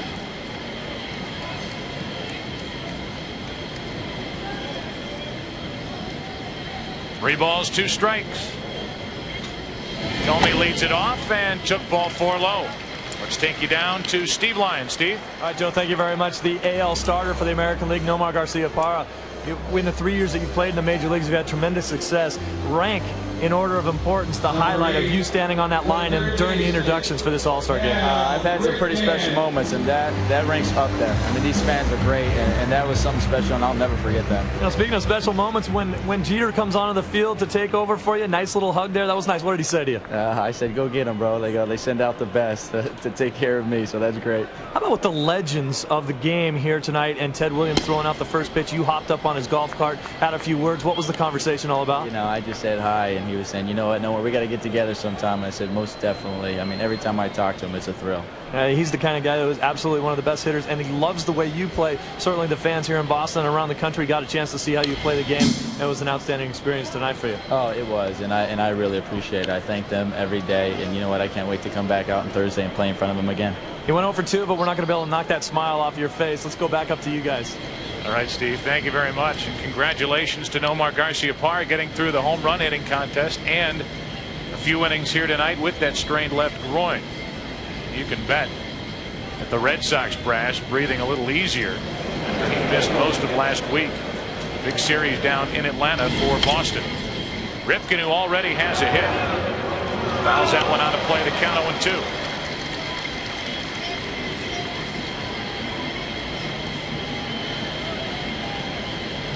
Rafael Palmeiro waits to hit next.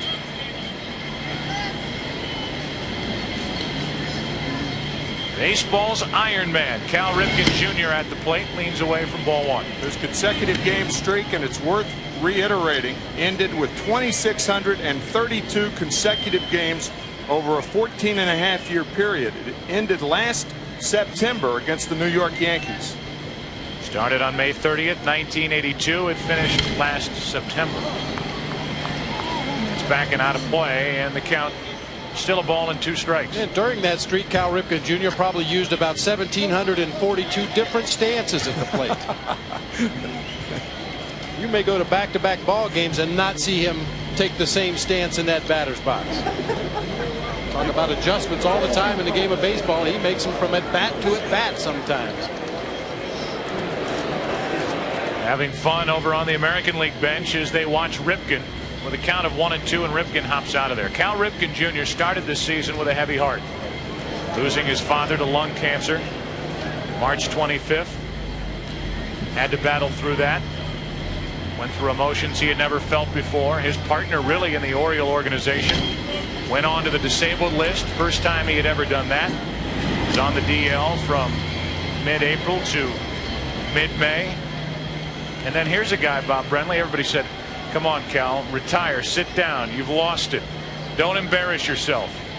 And here he is with all-star numbers, 12 home runs and an average of .313. Everybody should lose it if that's losing it. Cal Ripken has had the last laugh on those critics as he taps it foul. And it's nice to see him laughing, smiling, and having fun after a rough start to the 1999 season.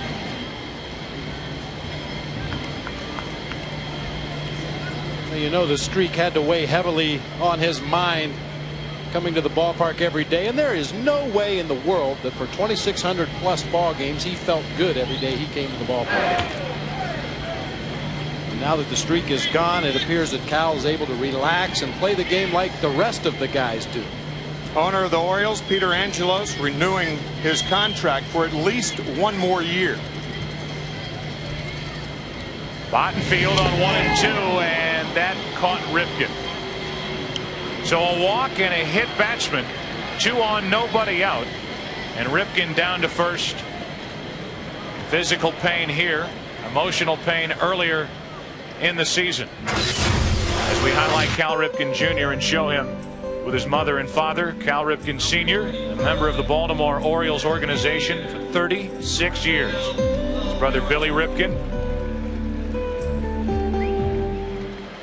Quite a trio and a big part of Oriole history. And there is one of the game's biggest and best ambassadors, Cal Ripken Jr.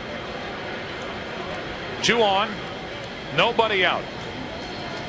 Bottenfield in trouble here in the 4th inning as he faces Palmeiro. Hard hit under McGuire's glove into right. They will bring Thome to the plate. The throw by the right fielder to third is too late. Ripken goes first to third. Burnitz couldn't get him, and the American League leads 3-1. A walk, a hit batsman, and now a single by Palmeiro. Not a good start to this 4th inning for Bottenfield. Mark McGuire actually dives over the ball. Had the glove been on the ground, he at least prevents it from going through to the outfield, but the ball was scalded. Hit so hard. Bottenfield trying to go outside to Palmeiro. Rafael drives in his first run of the night. Now you mentioned, Tim, a lot of aces in this ball game tonight of the starting rotations of the various teams, and Bottenfield is no doubt the ace of that Cardinal staff, but not the overpowering kind of pitcher that we've seen up to this point in the ball game. Right. Palmeiro, they don't hold against him, and he was ready to swipe second. Rodriguez swinging, strike one as he fouled it away. Probably not holding against him because Rafael had 2 knee operations last winter. Like he was running pretty well then, and now Mark McGwire will hold him on. Ain't going now, man. He's back there. You can hear him talking. He said, I'm not going now. He was back there before. First and third, nobody out. Rodriguez hammers after another, strike 2. Mitch McGwire playing behind over at first. Palmeiro knows that. He's a first baseman. Got a good walking lead. Accelerated right into his break for second base. Again, a guy in Palmeiro who is progressing and getting better in his mid-30s. Runners at the corners, nobody out, and the count 0-2 on Ivan Rodriguez.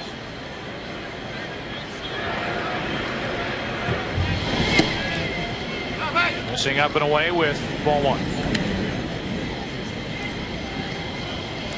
Number 9 hitter is a guy hitting .324 with 60 RBI.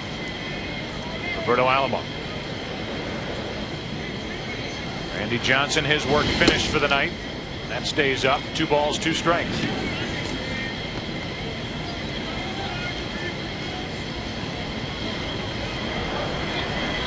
Scott Williamson, the hard-throwing rookie from the Cincinnati Reds, getting ready. Out of the bullpen for the National League. 2-2. And a good fastball from Bottenfield. Ivan Rodriguez is gone, 1 away. 1 down. Roberto Alomar will bat. We'd like to announce the winner of a brand new Nissan Frontier Crew Cab, the first compact pickup truck with 4 real front hinged doors. The winner of the All-Star Drive to Boston sweepstakes is James DeStefano. Congratulations, James. Runners at the corners with 1 out. The strike, we're giving away houses around here. We're giving away cars. Jay Bell hit a home run. A fan won $1 million in the 6th inning on Sunday. Captain Diamondback provided that information for us. You got to come out to the ballpark. They're liable to give you anything. The 0-1 pitch. Hard hit through Matt Williams. Into left field. In to score is Ripken. And it's now a 4-1 American League lead. That ball stayed down on Matt Williams. Right now. Watch Matt go to his right, try to backhand the ball. The ball hugged the ground. That's the ball Matt Williams usually sucks up. And that particular ball coming off the bat of a left-hander has a little English on it and was tailing away from Matt Williams. Went down to a knee to backhand that ball, and it just kept moving away from him. So now runners at first and second on an error. That's how it's ruled. An error by Matt Williams. They do not give an RBI to Roberto Alomar. Kenny Lofton stands in. You know better than I, Bob, but Matt Williams is a guy who learned how to play the infield, first short and then third in college by strapping ping pong paddles onto his palms and fielding ground balls. Still has the softest hands of any third baseman this side of Mike Schmidt. He gets a chance on a pop-up off the bat of Lofton, 2 down. Mike Schmidt probably saying to himself, how can they give Matt Williams an error on that ball? That ball's got to be a hit. We know he's saying it because he's right next to us up in the booth. Derek Jeter will walk in for the first time this evening. Number 2, the shortstop. Piece of cake, huh, Michael? 10 gold gloves. Steve Carlton right next to us. We talked about Lefty earlier. One of the legends of the century, 329 major league wins. It was a privilege to be a teammate of theirs, believe me. Runners on at first and second, and 2 out for Derek Jeter, number 2 from the Yankees, and he takes a ball up and away. Tim, you get a chance to watch Derek Jeter now pretty much on an everyday basis. You and I and Bob have been so impressed with him the past couple of years. What do you think of him now? He's been the most valuable player in the American League, in my view, over the first half of the season. Rarely do the Yankees play a game where Derek Jeter does not have a hand in doing something big. Defensively, on the bases, with the long ball, clutch hitting, and Joe Torre knows it. Joe continues to shake his head and say this guy is something special. Rookie of the Year back in 1996 and a part of that World Championship for the New York Yankees. He's up on the count here, 2-1. And he's adopted a more formal attire for the All-Star game tonight, wearing spats. I'm telling you. What is that? Stylish. Very stylish. No idea. 2 on, 2 out. Jeter a little out in front. 2 balls, 2 strikes. He is a racehorse, I'll tell you that. It's not unusual for the All-Star game for the various companies that supply equipment to the major league players to give them something a little out of the ordinary. I'd say that's out of the ordinary. Jeter strikes out, so Bottenfield ended up getting into and then out of trouble with only 2 runs crossing the plate. Looked like Derek Jeter giving a little Nomar Garciaparra right there before his at bat. No chance any of us could miss that with those shoes. He strikes out and we're through 4.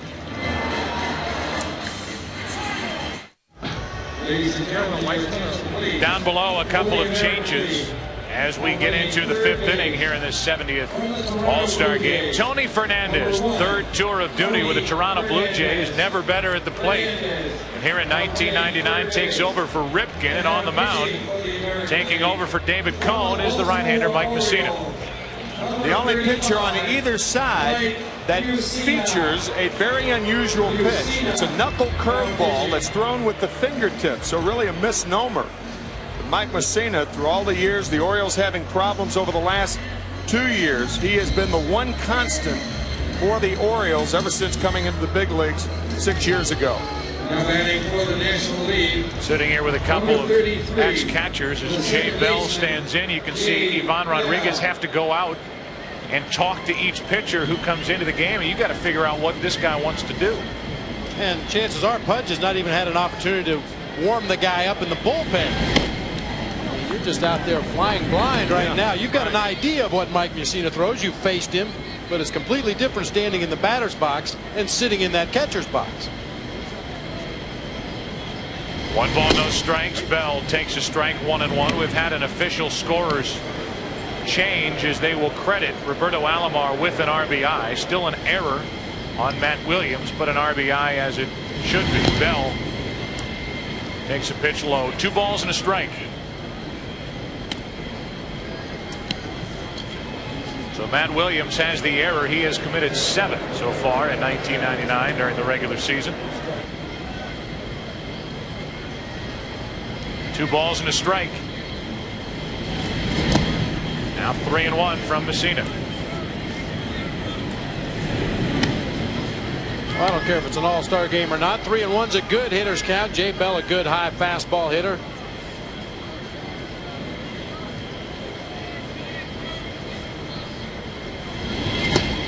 That misses a leadoff walk, so Mussina comes into the game, issues a walk to Bell, and a couple of toms. Here's Tom Brenneman.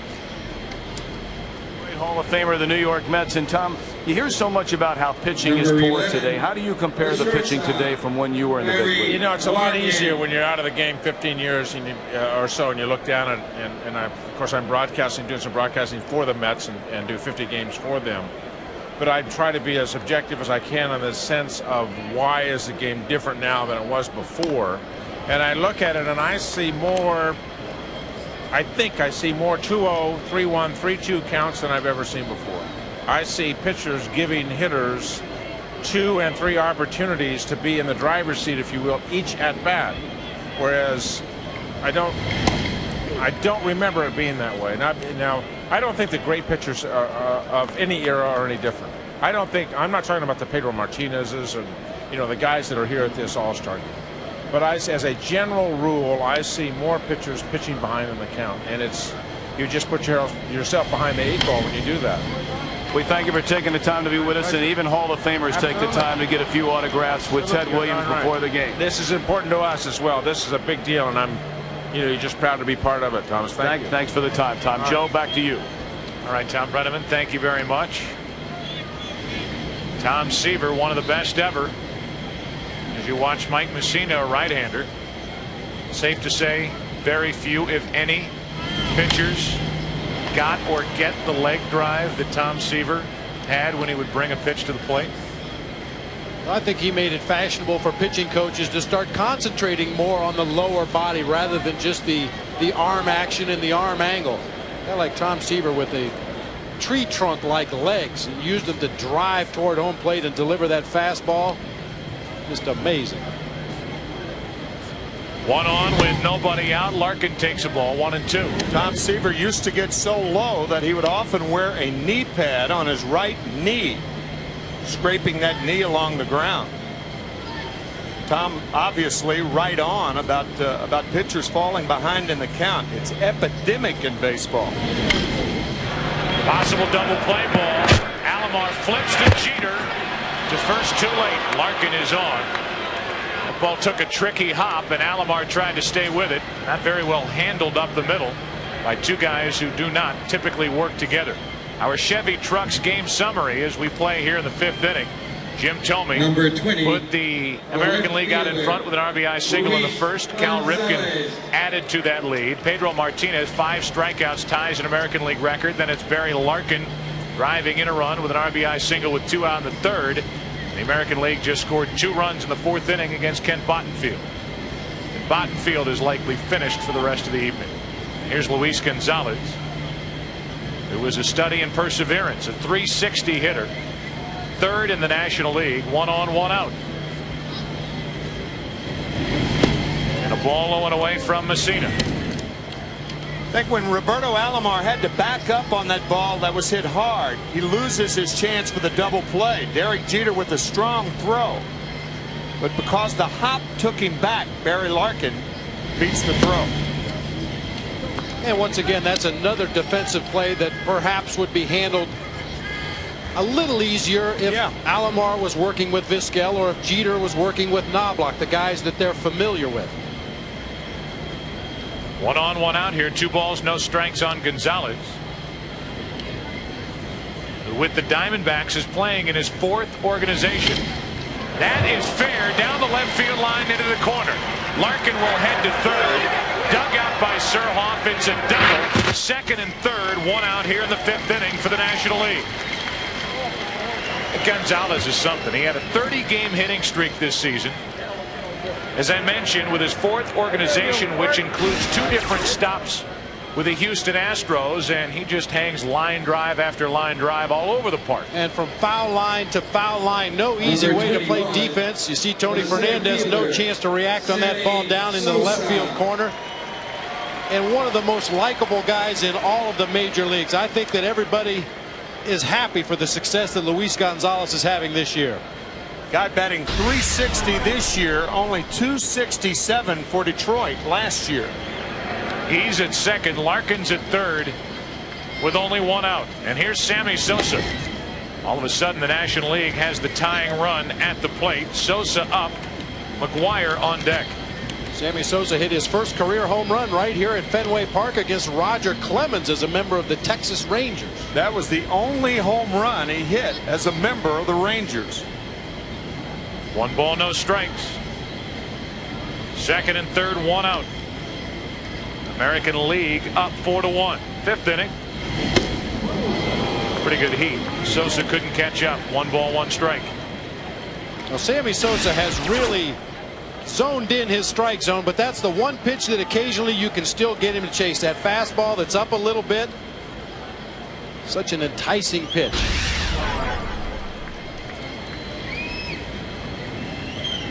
A walk and a double in the inning. Mussina facing Sosa. 2 balls, 2 strikes, and those are 2 very good fastballs from Mike Mussina. That adage in baseball, keep the ball down. You better not do that to Sosa and McGuire. It's that high riding fastball once again. 2 guys who hit combined for 136 home runs between the two of them last year, and both lethal low ball hitters. Second and third, one out. Now the 1-2. Over the outside corner, 2 gone. Sosa 0 for 3 with a pair of strikeouts, and it's up to McGuire. Number 25. Country hardball, fastball on the outside corner at the knees. Get a look at it from catcher cam. Once again, Pudge Rodriguez moving the glove back toward the center of the plate, giving the illusion that that pitch is a little better than it really is. Strike 3 called on Sosa, and now it's up to Mark McGuire. Guess we'll find out who really is the man in this situation. Sosa kept saying that last year. McGuire swings through one. 93, 93, 93 from Messina.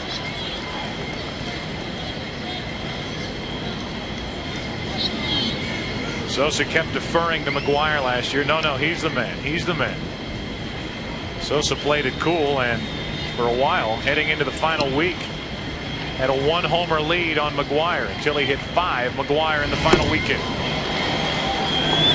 Messina's just blowing it past him. Strike 2. Men on at second and third. Mike Messina reaching back just a little bit more to get a little extra on his fastballs to both Sosa and McGuire.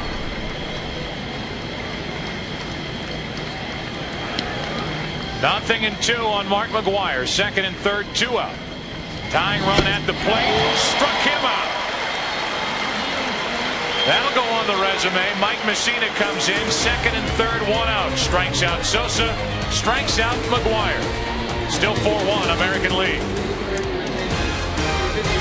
Well, providing baseball fans with live aerial coverage of historic Fenway Park, Budweiser's own Bud One Airship. Budweiser is the official beer of Major League Baseball. Down below, 1,000 changes. There are only 9 guys out there, but they've changed 1,000 times. And Brian Jordan is now in the game in center field. Sammy Sosa's gone.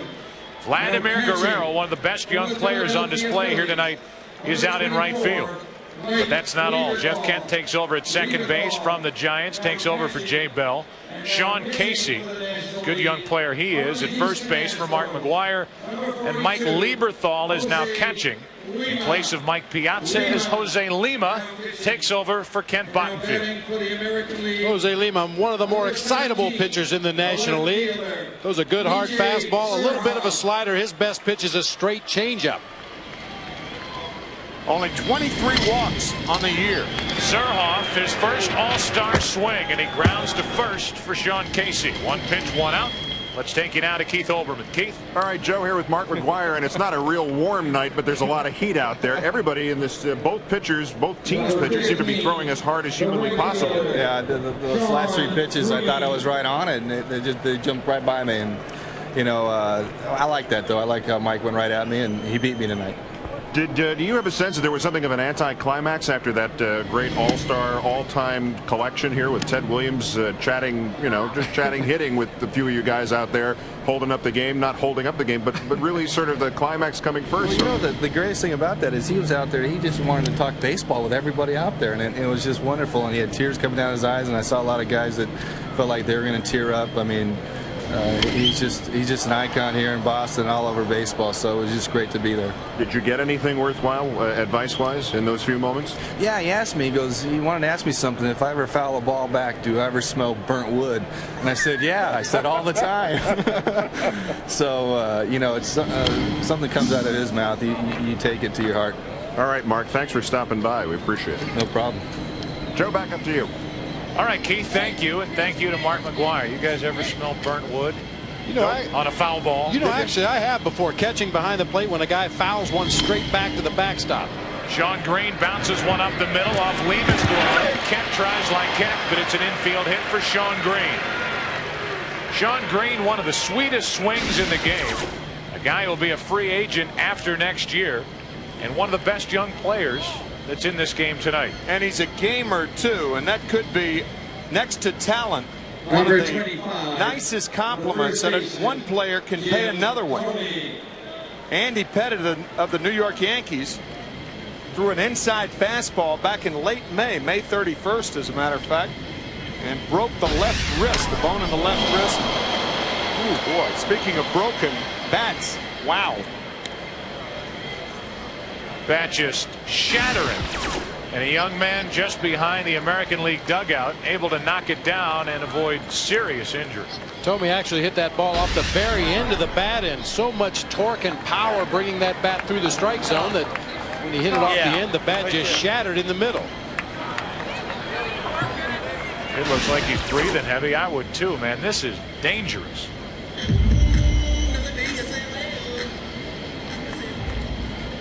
They spilled their beer too. Cost somebody about $28. Talked about that helicopter earlier in the ball game, Manny Ramirez, and that one lethal into the stands, but everybody's fine. They got the matching set. They gave him the handle. They go with a barrel. 1-on-1 out here, and Jim Thome pops it into right field.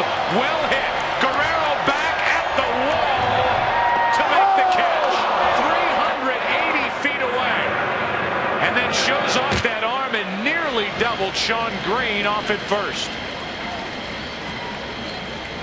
That ball was crushed. And it gives you an idea of what kind of career Ted Williams, a pull hitter in this ballpark, had. 380 feet to right field, and it stays in the ballpark. You could tell from Thome's reaction, he thought he got all of that ball. Watching the flight of it, Guerrero goes all the way back to the wall. And then, as you said, Joe, showcases that arm, throwing it all the way back into the infield in the air. Trying to wish it out of the ballpark. In Cleveland, that ball is so far back into the seats. Any ballpark in baseball, gone. And I'm sure Vladimir Guerrero was just as surprised to keep running, and then standing at the wall to make the catch. Thinking, hey, it's a lot of room out here. 1 on, 2 out. Tony Fernandez takes a strike. As you watch Guerrero go back. A couple of checks to find himself on the wall, is able to come in a step or two, and then winds up and unleashes that throw back to the infield.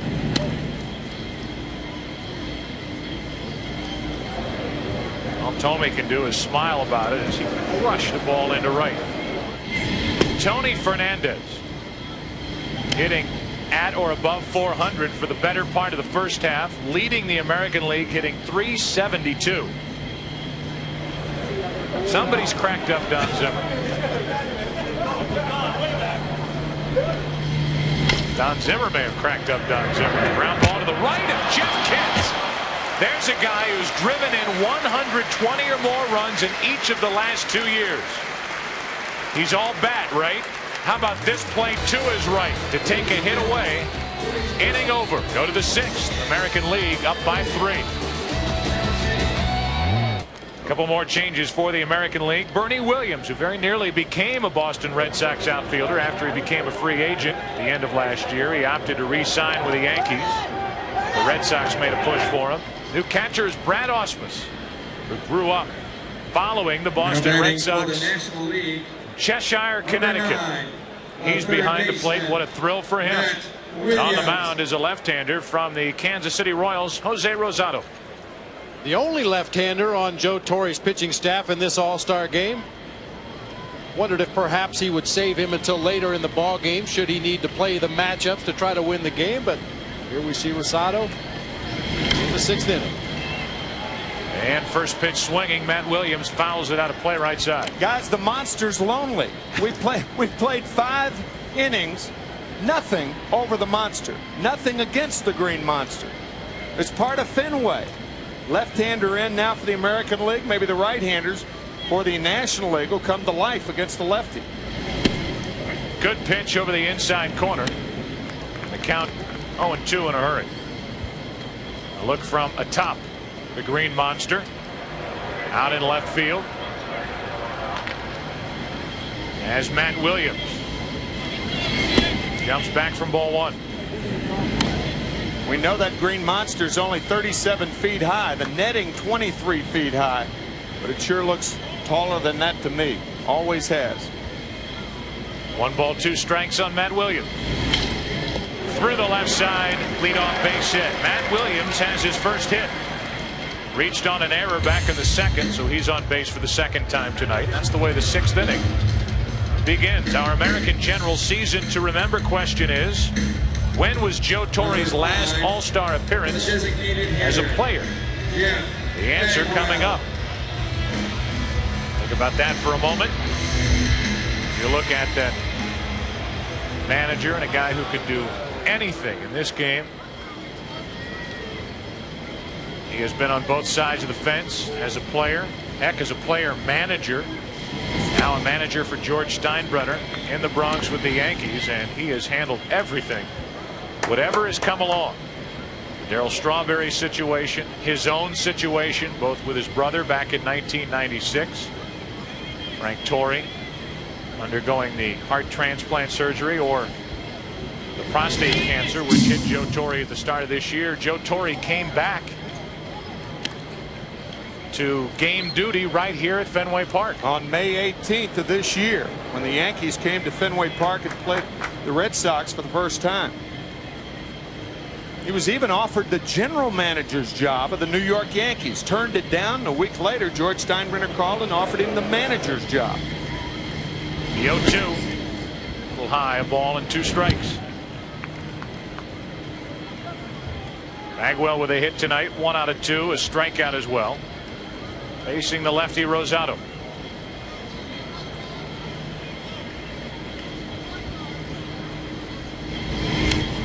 Bagwell fouls it back, still 1-2. You talk about that green monster out in left field. That netting was not always there. Heck, the green monster wasn't always green. It wasn't always 37 feet high. But after a fire, when they remodeled this ballpark and refurbished it, they kicked it up to 37 feet high. Tom Yawkey had purchased the team in 1933. They underwent renovation here in 1934. Put it right back together. They have that 37-foot tall wall, 23-foot netting above it.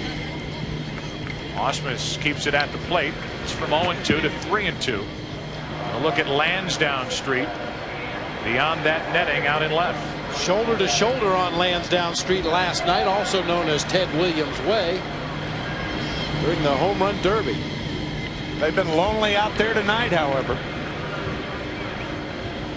Not even a dent out there, and Bagwell strikes out on a 3-2 pitch from Rosado. In 1936, 2 years after the Green Monster was built, the Red Sox acquired right-handed slugger Jimmy Fox from the Philadelphia Athletics. Fox cleared the wall with such regularity. Many windows were being shattered on Lansdowne Street beyond the wall. So the Red Sox saw it necessary to construct that 23-foot high netting above the wall out in left. But that netting was insufficient protection for the people down there last night during the home run derby. Bucky Dent visited that netting back in 1978 as Rosado misses high to Mike Lieberthal. Little known catcher, but heck, maybe one of the best all-around catchers in the National League. I think he is the best all-around catcher, and I don't think anybody knows it. 18 home runs, 61 RBIs. Now, most assuredly, Mike Piazza, not only the best hitting catcher in the National League, but maybe the best hitting catcher ever. He's putting up those kinds of numbers, but Mike Lieberthal can throw well, calls a great game, had a terrific year for those resurging Philadelphia Phillies, who are a good ball club.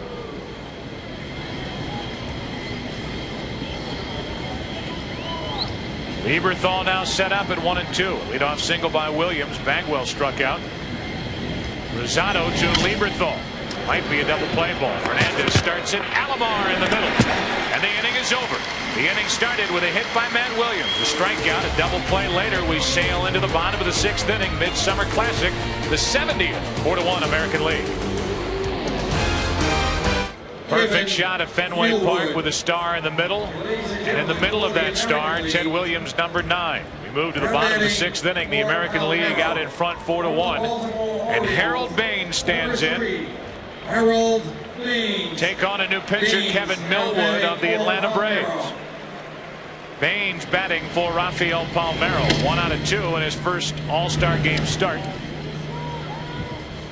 As Ed Sprague of the Pirates, long time of the Blue Jays, is in at third base for Matt Williams. 2-0 on Baines.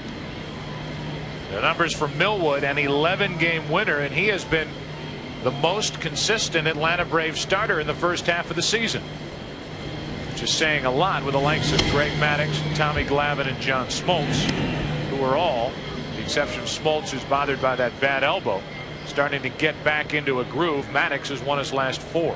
Maddux now 10-5 for the Braves. Glavine back on track. Smoltz coming off the DL this week. Baines, the hit machine, gets a base hit into left center field. Jordan gets it back in, a leadoff single. Let's go back down to Tom Brenneman.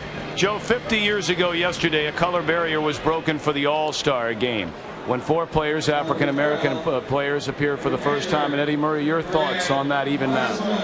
Well, 50 years, it's a long time, but it was a long time in coming. I mean, it should have happened a long time before that, but as Jackie Robinson did it for us, I mean, you know, they couldn't have picked a better person. And, you know, it's just something you always sit back and you think about people who, let's say, paved the way for you. And, you know, every time I see somebody that's older than I am, an older ball player, you kind of tip your hat to them and you speak highly of them.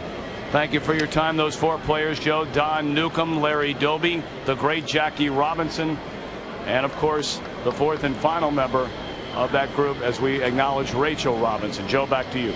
All right, Tommy, thank you very much. The color barrier had been broken by Rachel's husband, Jackie Robinson, 2 years prior to that in 1947.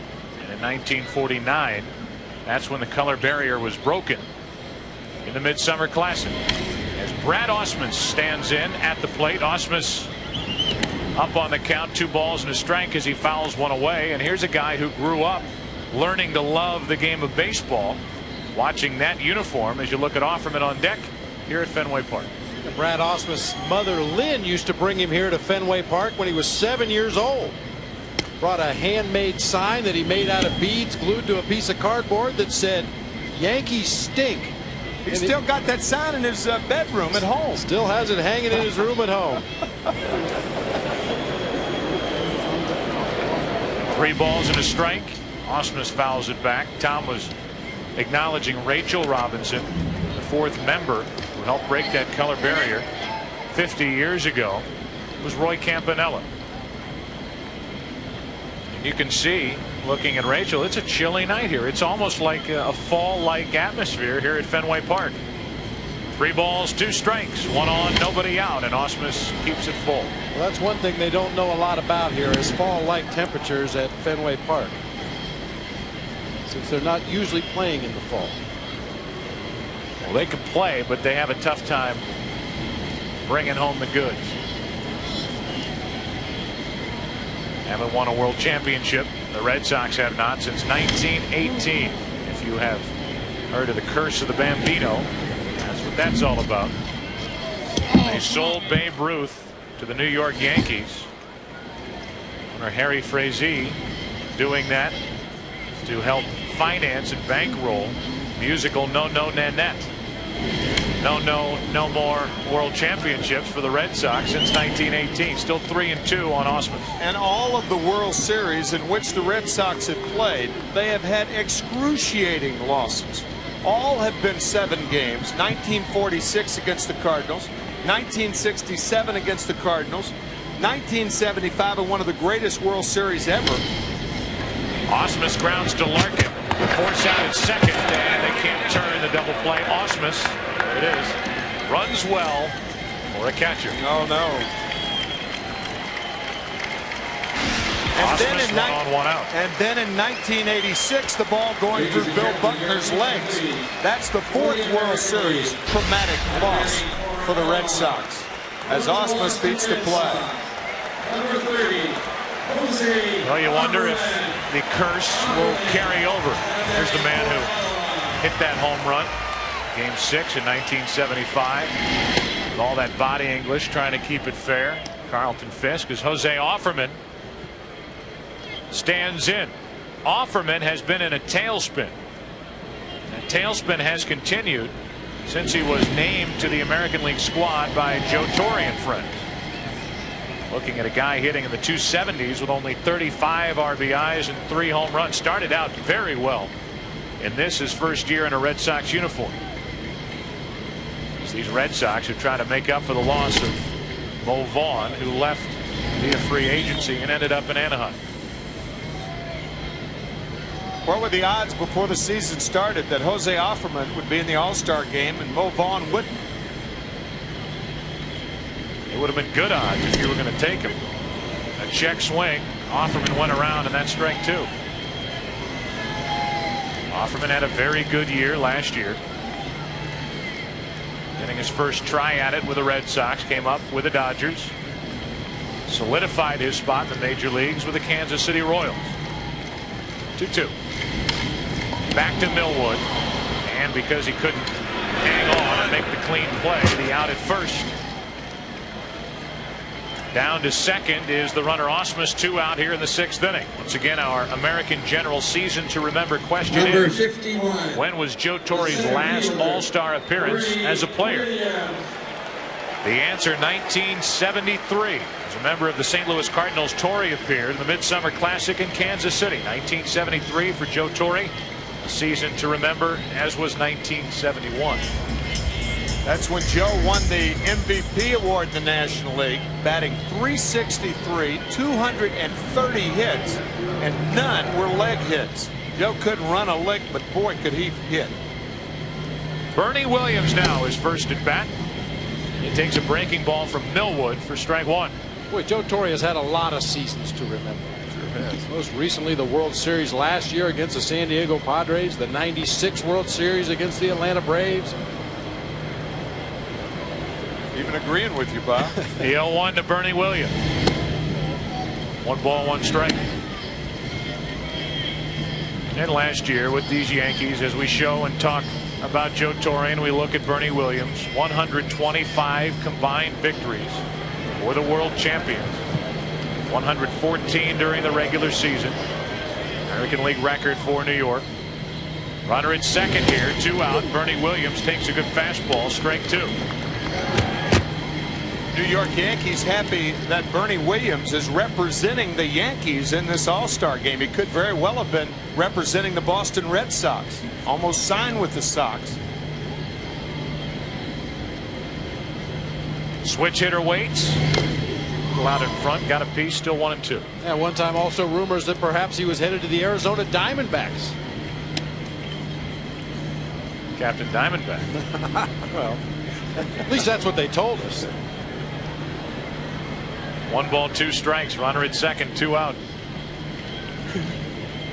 Well, it's been an amazing year for the D-backs. It really has, and they just pulled off a huge trade, really the biggest since the season began, as they got flame-throwing right-hander Matt Manti from the Florida Marlins. They had to unload a very good pitching prospect in Brad Penny.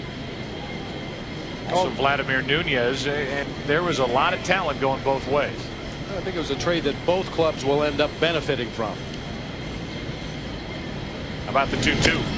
Full count on Williams.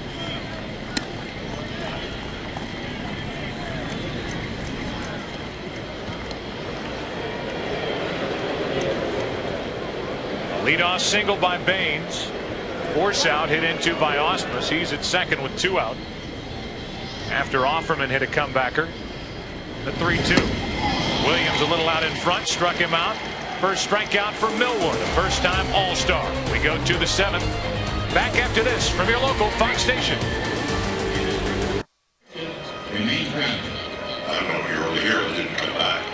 I think something's going to happen to the game. I don't know what, but there's something at Fenway Park, and I got to be there to find it out. Is Fenway the one with the big green wall in left field? You got it. There's the big green wall in left field. You know, following the 1933 season, as we talked about, 30,000 pounds of iron was used to construct the 37-foot high green monster in left field. The wall is 240 feet long, and the foundation sinks 22 feet below the ground. It was painted green. There used to be Advertisements out on that wall. Painted totally green in 1947. New right fielder into the game is Maglio Ordonez. He's a good young player. Here's a veteran, Omar Vizquel, taking over at short. Jose Offerman stays in the game. He's now at second base. Means that Roberto Alomar is finished. Ron Coomer of the Minnesota Twins now at first. Great story. Another story in perseverance. First-time All-Star. And here's a guy who may lead the league in stories of perseverance, Jeff Zimmerman, who was a perfect 8-0 out of the bullpen this season for the Rangers. From Carsland, Alberta, about 600 miles north of Great Falls, Montana. 500 people, the population in Carsland, Alberta. Jeff's father, Bill, watching the game tonight from that little hamlet in Alberta. Watching son fall behind 2-0 on Brian Jordan. You get the feeling there's not a lot else going on up there tonight. There's only a service station, a restaurant, a beauty parlor, and a grocery store, and a hotel. 8-bedroom hotel run by Jeff's mother, Sharon. And here's a guy who ended up pitching in France. He pitched for Team Canada. He gave it up, sent out 200 resumes after getting a master's in business, wanted to try the real world, so to speak. And then he sent out resumes to all 30 major league teams, and the only team that responded 2 seasons ago, the Texas Rangers. And the only reason why they did, they had an extra work visa. They sent it to him. He went to spring training, had a great year, and now here he is 8-0 with the Rangers. But he issues a leadoff walk. His manager in the Northern League, the man by the name of Marty Scott, who used to work for the Rangers, a good friend of Doug Melvin, invited Jeff to spring training, and the rest is history. Here he is in the All-Star game. Here is Jeff Kent. We've already talked about what this guy does at the plate. And when you watch Barry Bonds during a typical game for the Giants when everybody's healthy, really the protection in the lineup for Bonds is the man at the plate, Jeff Kent. A look from catcher cam on the 1-0 delivery. Jordan takes off at first. Throw by Ausmus. In time to get Jordan. Down by 3. Jordan took off, and he's the first out here in the 7th. Things change a bit in the All-Star game. You're not as strapped to that running game not being as prevalent. Very close at second base, and credit the tag by Jose Offerman. A strong throw by Ausmus and a good quick tag by Offerman. Even though he tagged him up near the shoulder, it appeared he got the tag down before Jordan's hand got on the bag. Good quick release by Ausmus behind the plate, right on the money. And there's that slap tag at the other end. Now the 3-0 to Kent. Strike 1, 3 balls and a strike. Main reason why Ausmus is the selection from Detroit is defense. Thrown out 32%. Potential base stealers. And now Zimmerman walks Kent. So a walk to Jordan. He's out stealing. Followed by a walk to Jeff Kent. And the Green Monster remains unscathed this evening. Ladies and gives you an gentlemen, idea of what right-handed hitters are thinking about. That Green Monster looming over really past left center field. 379 in left center. It says 310 down the line. It's more like 303 or 304, 37 feet high. As we said earlier, that netting 23 feet high. And it's a very intimidating presence when you're standing in that batter's box. It's so close. You can see it in your peripheral vision as you're facing the pitcher. And many right-handed hitters and left-handed hitters as well change their swing when they come into Fenway Park to try to take advantage of that wall. They finally got around to announcing Maglio Ordonez out in right field. And there's a look at that big green wall out in left field. right-handed batter. I circle that because that's what happens. Right-handed batters come in, they jerk that shoulder out of there and end up popping a lot of balls up to the right side. You know, the wall's only 303 feet down the line, so you think you can jerk those outside sliders. That shoulder comes out of there, and then you're really messed up. Alex Gonzalez, the rookie shortstop from the Marlins, at the plate. And Zimmerman still having trouble throwing strikes. Alex Gonzalez is the reason why the Florida Marlins eventually traded Edgar Renteria to the St. Louis Cardinals. They wanted to find a place for Gonzalez to play, as good as Renteria is. First rookie shortstop to play for the National League, as he fouls another one back, and it's 2-2. There's only one other rookie shortstop selected in National League history since 1933. It was Frankie Zach, a backup shortstop for the Pittsburgh Pirates in 1944. Zimmerman trying to retire his first hitter. Gonzalez breaks his bat, pops it up to Offerman. 2 out. 1 on, 2 out. American League leading 4-1 here in the 7th inning. Our Pepsi All-Star Game summary. Tomey and Ripken, RBIs in the first inning. Pedro Martinez, we'll be talking about that start to this one for a while. 5 strikeouts. He struck out the first 4 hitters he faced. Barry Larkin put the National League on the board in the 3rd inning. The American League scored 2 in the 4th inning off Kent Bottenfield. As Tim McCarver talked about at the start of the night, this has been a, for the most part, well-pitched, low-scoring game. Here's Luis Gonzalez. He was 1 for 1 with a double in his only at-bat back in the 5th inning. Chasing away a moth that had landed out in front of home plate and was distracting him as he was looking out to Jeff Zimmerman. So he called timeout, shoot it away. It's an all-star moth. All-star moth. Deserves to be here. One of the best at finding a light. So he ends up at the Midsummer Classic. Barry Larkin with his own video camera. The shot of Jay Horowitz down at the other end of the dugout. Gonzalez fouls it back. 1 ball, 1 strike. Jay, the gentleman in the suit down at the other end, the public relations director for the New York Mets. Is he going to pinch hit? What's he doing down there in the dugout? Not going to pinch run. One of the best in the business, Jay Horowitz. 1 ball, 1 strike. Luis Gonzalez, 1 on, 2 out. High hopper for Offerman. Gets it and throws it away. Makes the bat boys scramble. Over to third is Kent, and it's 1st and 3rd with 2 out here in the 7th. And defense has never been the strong suit of Jose Offerman. First as a shortstop for the Los Angeles Dodgers, making 36 errors one year, going to Kansas City and showing right here an errant arm as he overthrows first baseman by a wide margin. Very long stroke on this throw. Normally a second baseman with a very short flip throw. You can see the long arm action that time from Offerman. Pulled Coomer way off the bag, and as Joe mentioned, scattered the bat boys in the on deck circle. So now runners at the corners with 2 down. And the batter's Vladimir Guerrero. First time we see him at the plate.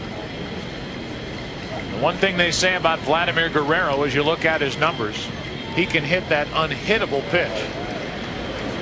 It's a rarity to see him take a pitch as he took strike 1. Fouls it away, and when I say unhittable, I mean the slider an inch off the dirt or a pitch up around his chin. He swings and he usually hangs out a line drive. Sean Casey on deck. Looks like he's autographed his own jersey. Guerrero reaching for a pitch, grounds it up the middle. Vizquel straight out of the glove. Oh, baby. Come on, Omar, you can smile. That was a heck of a play to save a run. Omar Vizquel, Mr. Gold Glove, from out of the leather, out of the gold, right to Offerman to end the inning. For the National League, from the Frank Robinson and wife huddling up on a cool evening here in Boston. And a new pitcher for the National League from the San Diego Padres, right-hander Andy Ashby. Ashby with 3 shutouts on the season, leads the major leagues. Really come into his own as an ace of that San Diego Padres staff. Well, the 6-time Gold Glove Award winner, he has won 6 consecutive.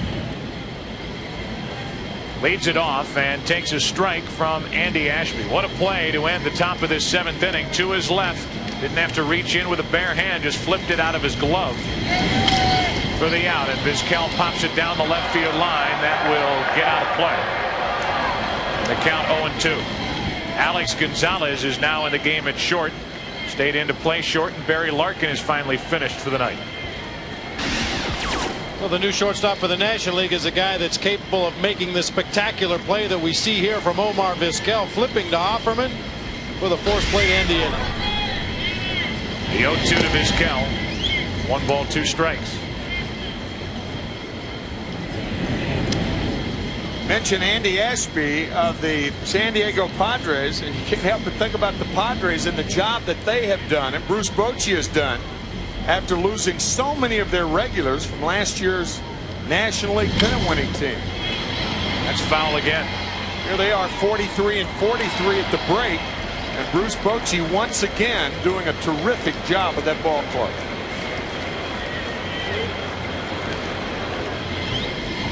He's done a terrific job as manager of the Padres.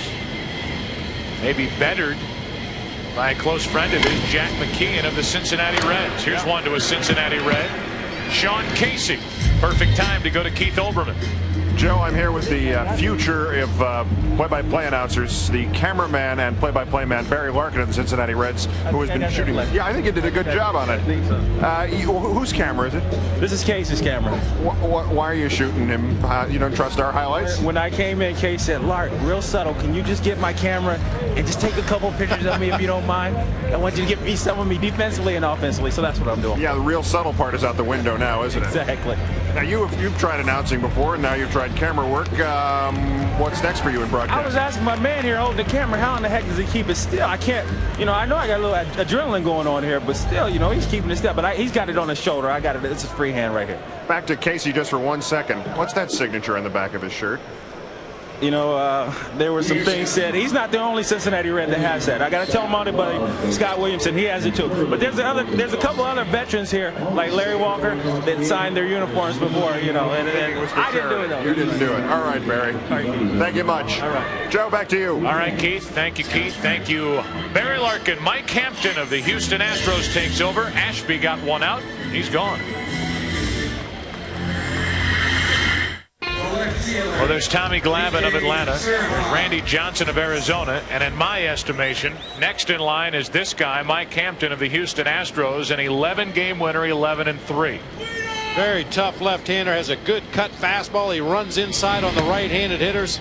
Very competitive pitcher out there on the mound. This guy was recruited by the University of Alabama and Notre Dame to play football out of high school in 1990. 1 ball, no strikes on B.J. Surhoff. He hits it hard, but right at Kent. Second baseman to his right. Good play. 2 up, 2 down. So Surhoff 0 for 2 in this, his first All-Star game. Joe Torre selecting B.J. Surhoff, the oldest first-timer in this game at 34 years old. Right fielder, Maglio B.J. will be 35 on August 4th. Here's Maglio Ordonez, a .332 hitter. He already has driven in more runs in 1999 than he has in any other full season in the big leagues, but he is still extremely young, and he is the protection in the White Sox lineup for Frank Thomas. The White Sox have played good baseball. Jerry Manuel.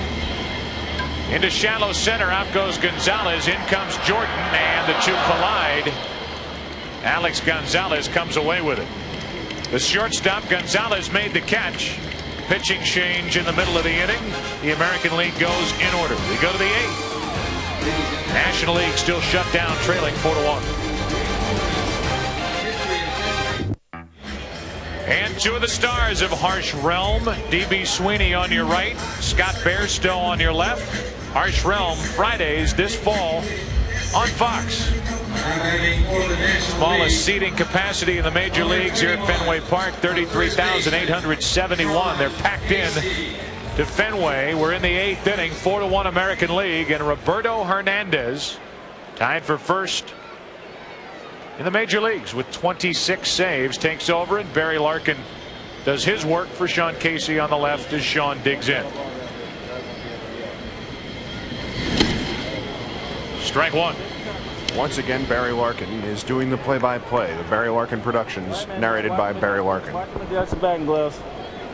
All right, Case. Get in. Tug. Little stretch before he throws. Good boy. Right on it. That a boy. That's a knock. And now back to the real play-by-play announcer, Joe Buck. Thank you, Keith. That's a knock. Come on, Barry. A little ground ball to short from one of, and I know we've already said this about Luis Gonzalez, but one of the most enjoyable young men to hit this game in a long time, Sean Casey. He is a joy to be around and a real tribute to his parents because he is wide-eyed and happy to see everyone. And not only here at the All-Star game, but every day you see him at the ballpark, he's just happy to be there. Here's Ed Sprague digging in. First time at the plate for Sprague. It happens here in the 8th inning. Sprague fouls one back, and Ed is in the hole 0-2. As you look at Ed Sprague, I can't help but think Jason Kendall, one of the best catchers in the game today. We've already labeled Mike Lieberthal that, but hot on his heels, Jason Kendall, who had a horrific ankle injury in Pittsburgh, which prevented him from being a part of this All-Star game. Sprague grounds out. Tony Fernandez took care of it. And here's a guy who catches well, hits well, will lean into a pitch if you need it. He runs well. He's got 22 stolen bases. And he's got the kind of attitude you love to see from a guy behind the plate, a real take charge player. The rest of that team looks up to him and his leadership, and he can do everything on the field that you want a ball player to do. We certainly wish him a speedy and quick recovery. Probably be right back here at the All-Star game next year. When I saw that injury, I couldn't help but think of Moises Alou. When Alou damaged that right ankle of his in St. Louis that fateful day about 4 years ago. And if Jason Kendall wants any inspiration, somebody who can come back and get back to their previous level and probably go beyond, look at Moises Alou. Right. From the catcher cam as Brad Ausmus goes out and says, Roberto Hernandez, my name's Brad Ausmus. I'll be your catcher for this 8th inning. Gary Sheffield is at the plate, the lone representative from the Los Angeles Dodgers. Ball inside from Roberto Hernandez. Sheffield stands in with decent numbers, a .297 average, 16 home runs, 47 driven in, and a broken bat. The ground ball to Vizquel. He knows what to do with that. Sheffield is gone, and the National League goes 1-2-3 in the 8th. American League coming to the plate, bottom of the 8th, and they're up by 3. This game has flown into the bottom of the 8th inning. Cal Ripken seated now, and I think that this game, we'll talk about this in a moment, as Dave Nilsson takes over behind the plate. Bruce Bochy has done it. He has emptied his bench. Calls on his typical closer, Trevor Hoffman. I was just going to say, I think this game is as much for the families of these All-Stars as it is for these players themselves who are walking around in the clubhouses trading autographed items before today's game. Ron Coomer, a guy who, I'm sure to him, seemed like he played forever in the Dodger organization, finally got a shot at it with the Minnesota Twins, and here he is. He thought they were pulling his leg when they told him he was an All-Star headed to Boston.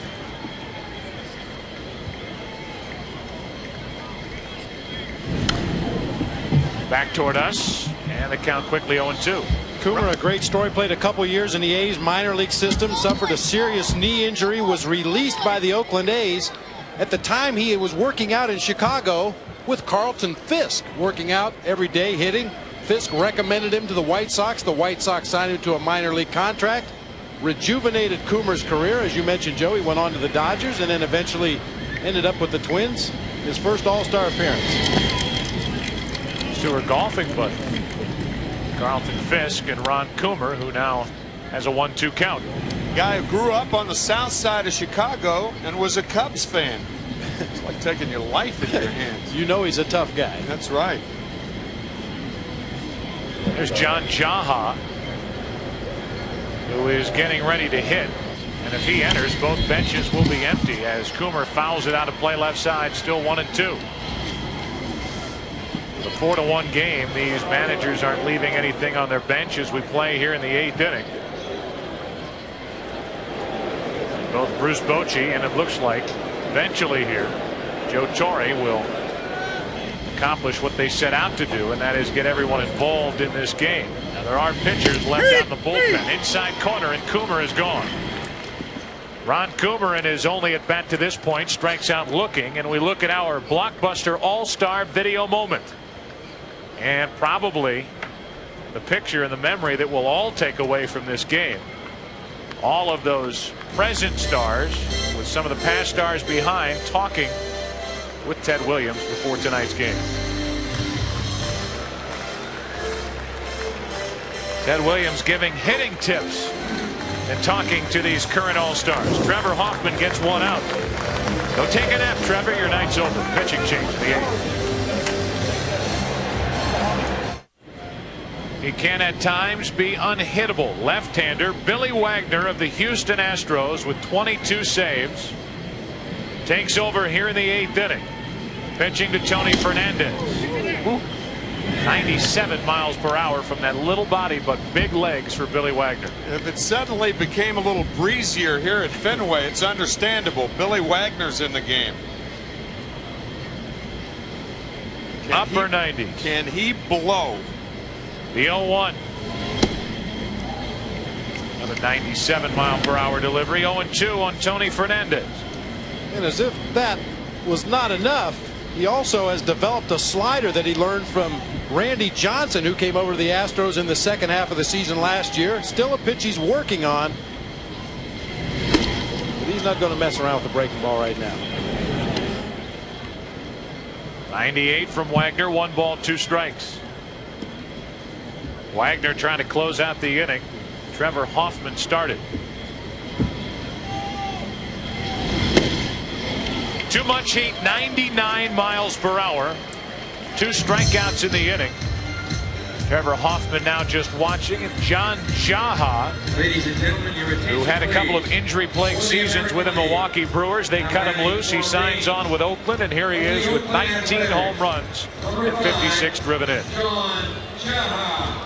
That last season cut short by an injury to his left foot, had surgery to repair it, was looking for a job all winter long. The A's gave him a chance in spring training. Finds himself here in Boston for the All-Star game. Too much from Wagner. 98, strike 1. Leading active relievers averaging over 14 strikeouts per 9 innings pitched, and that's when you take his strikeouts and his numbers and project them over a full game. The 0-1.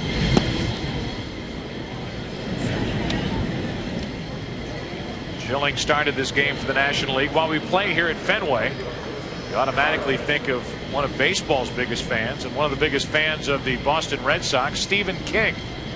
We at Fox send get well wishes to the suspense and horror writer Stephen King. So successful, and I am sure watching as he recuperates from that accident. Hit by a car, a shattered leg, and working his way back. So we're thinking about you. Strike 2 to Jaha.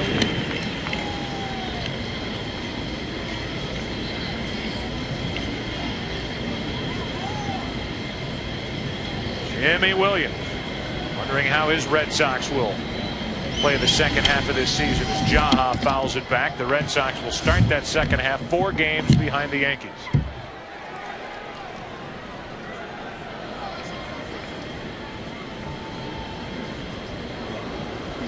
The Yankees, meanwhile, open the second half against the Atlanta Braves Thursday, Friday, and Saturday. Then the Montreal Expos move into Yankee Stadium.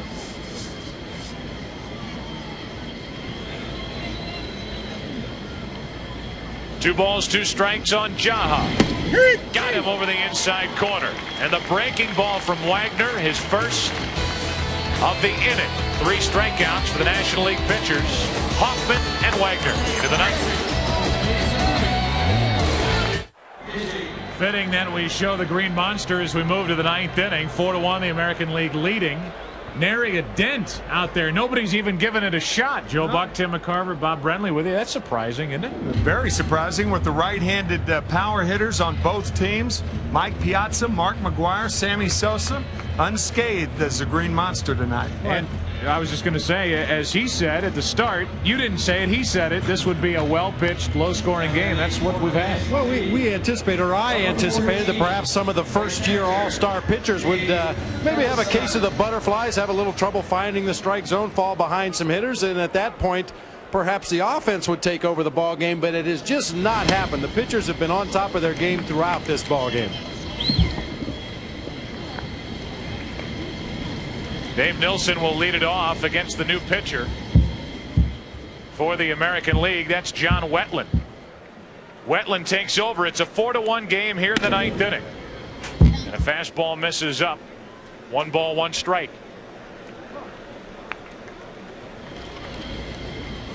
The National League with only 1 run scored here tonight. The RBI belongs to Barry Larkin way back in the 3rd.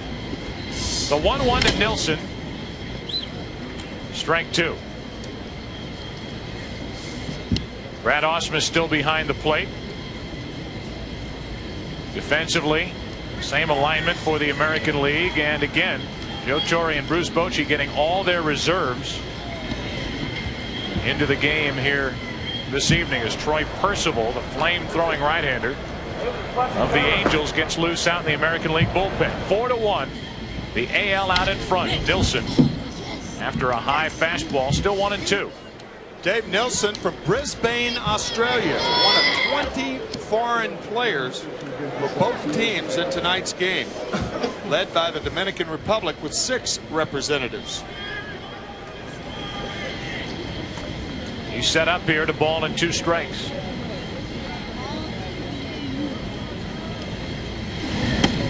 Little high. Dave Nilsson is the commissioner of the Winter League, which is played down in Australia, largely, Bob, because he owns the league. That's one way to do it. You want to guarantee yourself a little more playing time, some at-bats in the winter. Buy the league. Nilsson keeps it 2-2. The Olympics being played in Sydney, Australia next summer. And as we look at that American League bench, we look at the international flavors. 7 from the Dominican Republic, 4 from Puerto Rico, 3 from Venezuela, 2 from Cuba, 2 from Canada. Nilsson is from Australia as he pops it foul down the left side. That'll get out of play. Pretty good at bat here for Dave, and the count's still 2-2.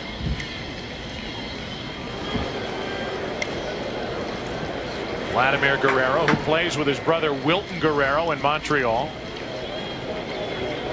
Ron Rodriguez. 2 balls, 2 strikes on Nilsson. First at bat for Nilsson. Straightens up, ball 3. Well, here's John Wetteland, the guy who we became very familiar with back in 1996 when he was closing down games and was the eventual MVP of the World Series in '96 for the Yankees. And he has a tendency, like some very good closers in the 9th inning, if it's a 3-run game, they'll give up 2. If it's a 2-run game, they may give up 1. It's never easy. It's very rarely quick and easy with even the best in this game. Didn't recognize John Wetteland with a clean hat on. Wore the same one during the 1996 season while pitching for the Yankees. Nilsson pops another one foul. That will get back and out of play. Dave is putting on a battle here to try to get on to start the 9th.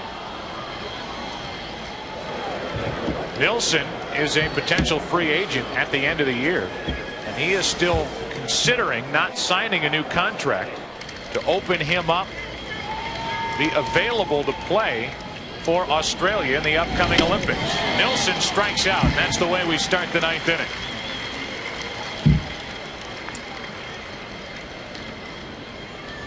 Well, tonight after the game, most of you can stay tuned for your local news, but for a complete all-star post-game report, turn to your regional Fox Sportsnet affiliate and join Keith Olbermann and Steve Lyons for continuing coverage of this Midsummer Classic.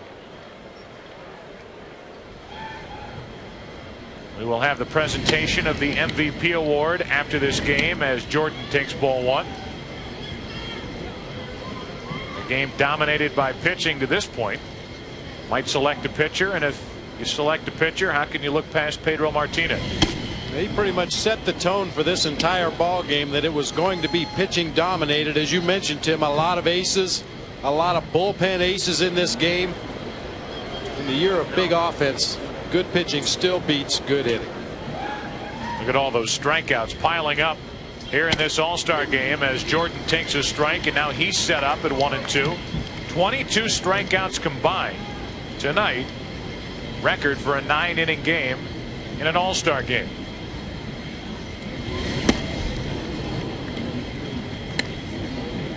Jordan with a 2-2 count.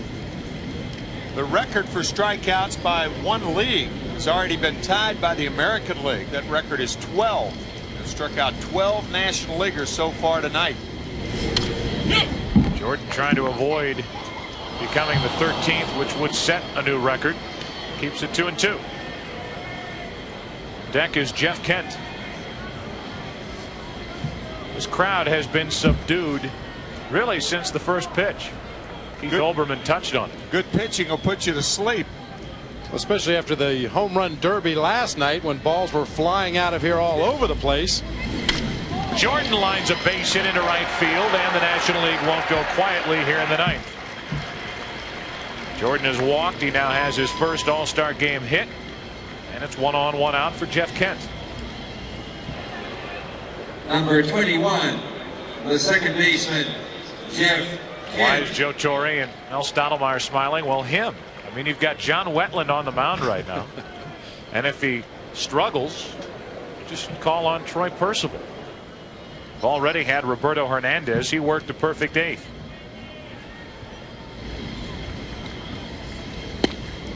Kent takes a strike.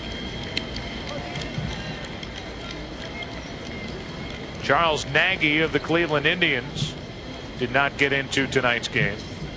Shown you Percival, who is remaining out in that American League bullpen. And for the National League, Paul Byrd, along with Williamson of Cincinnati.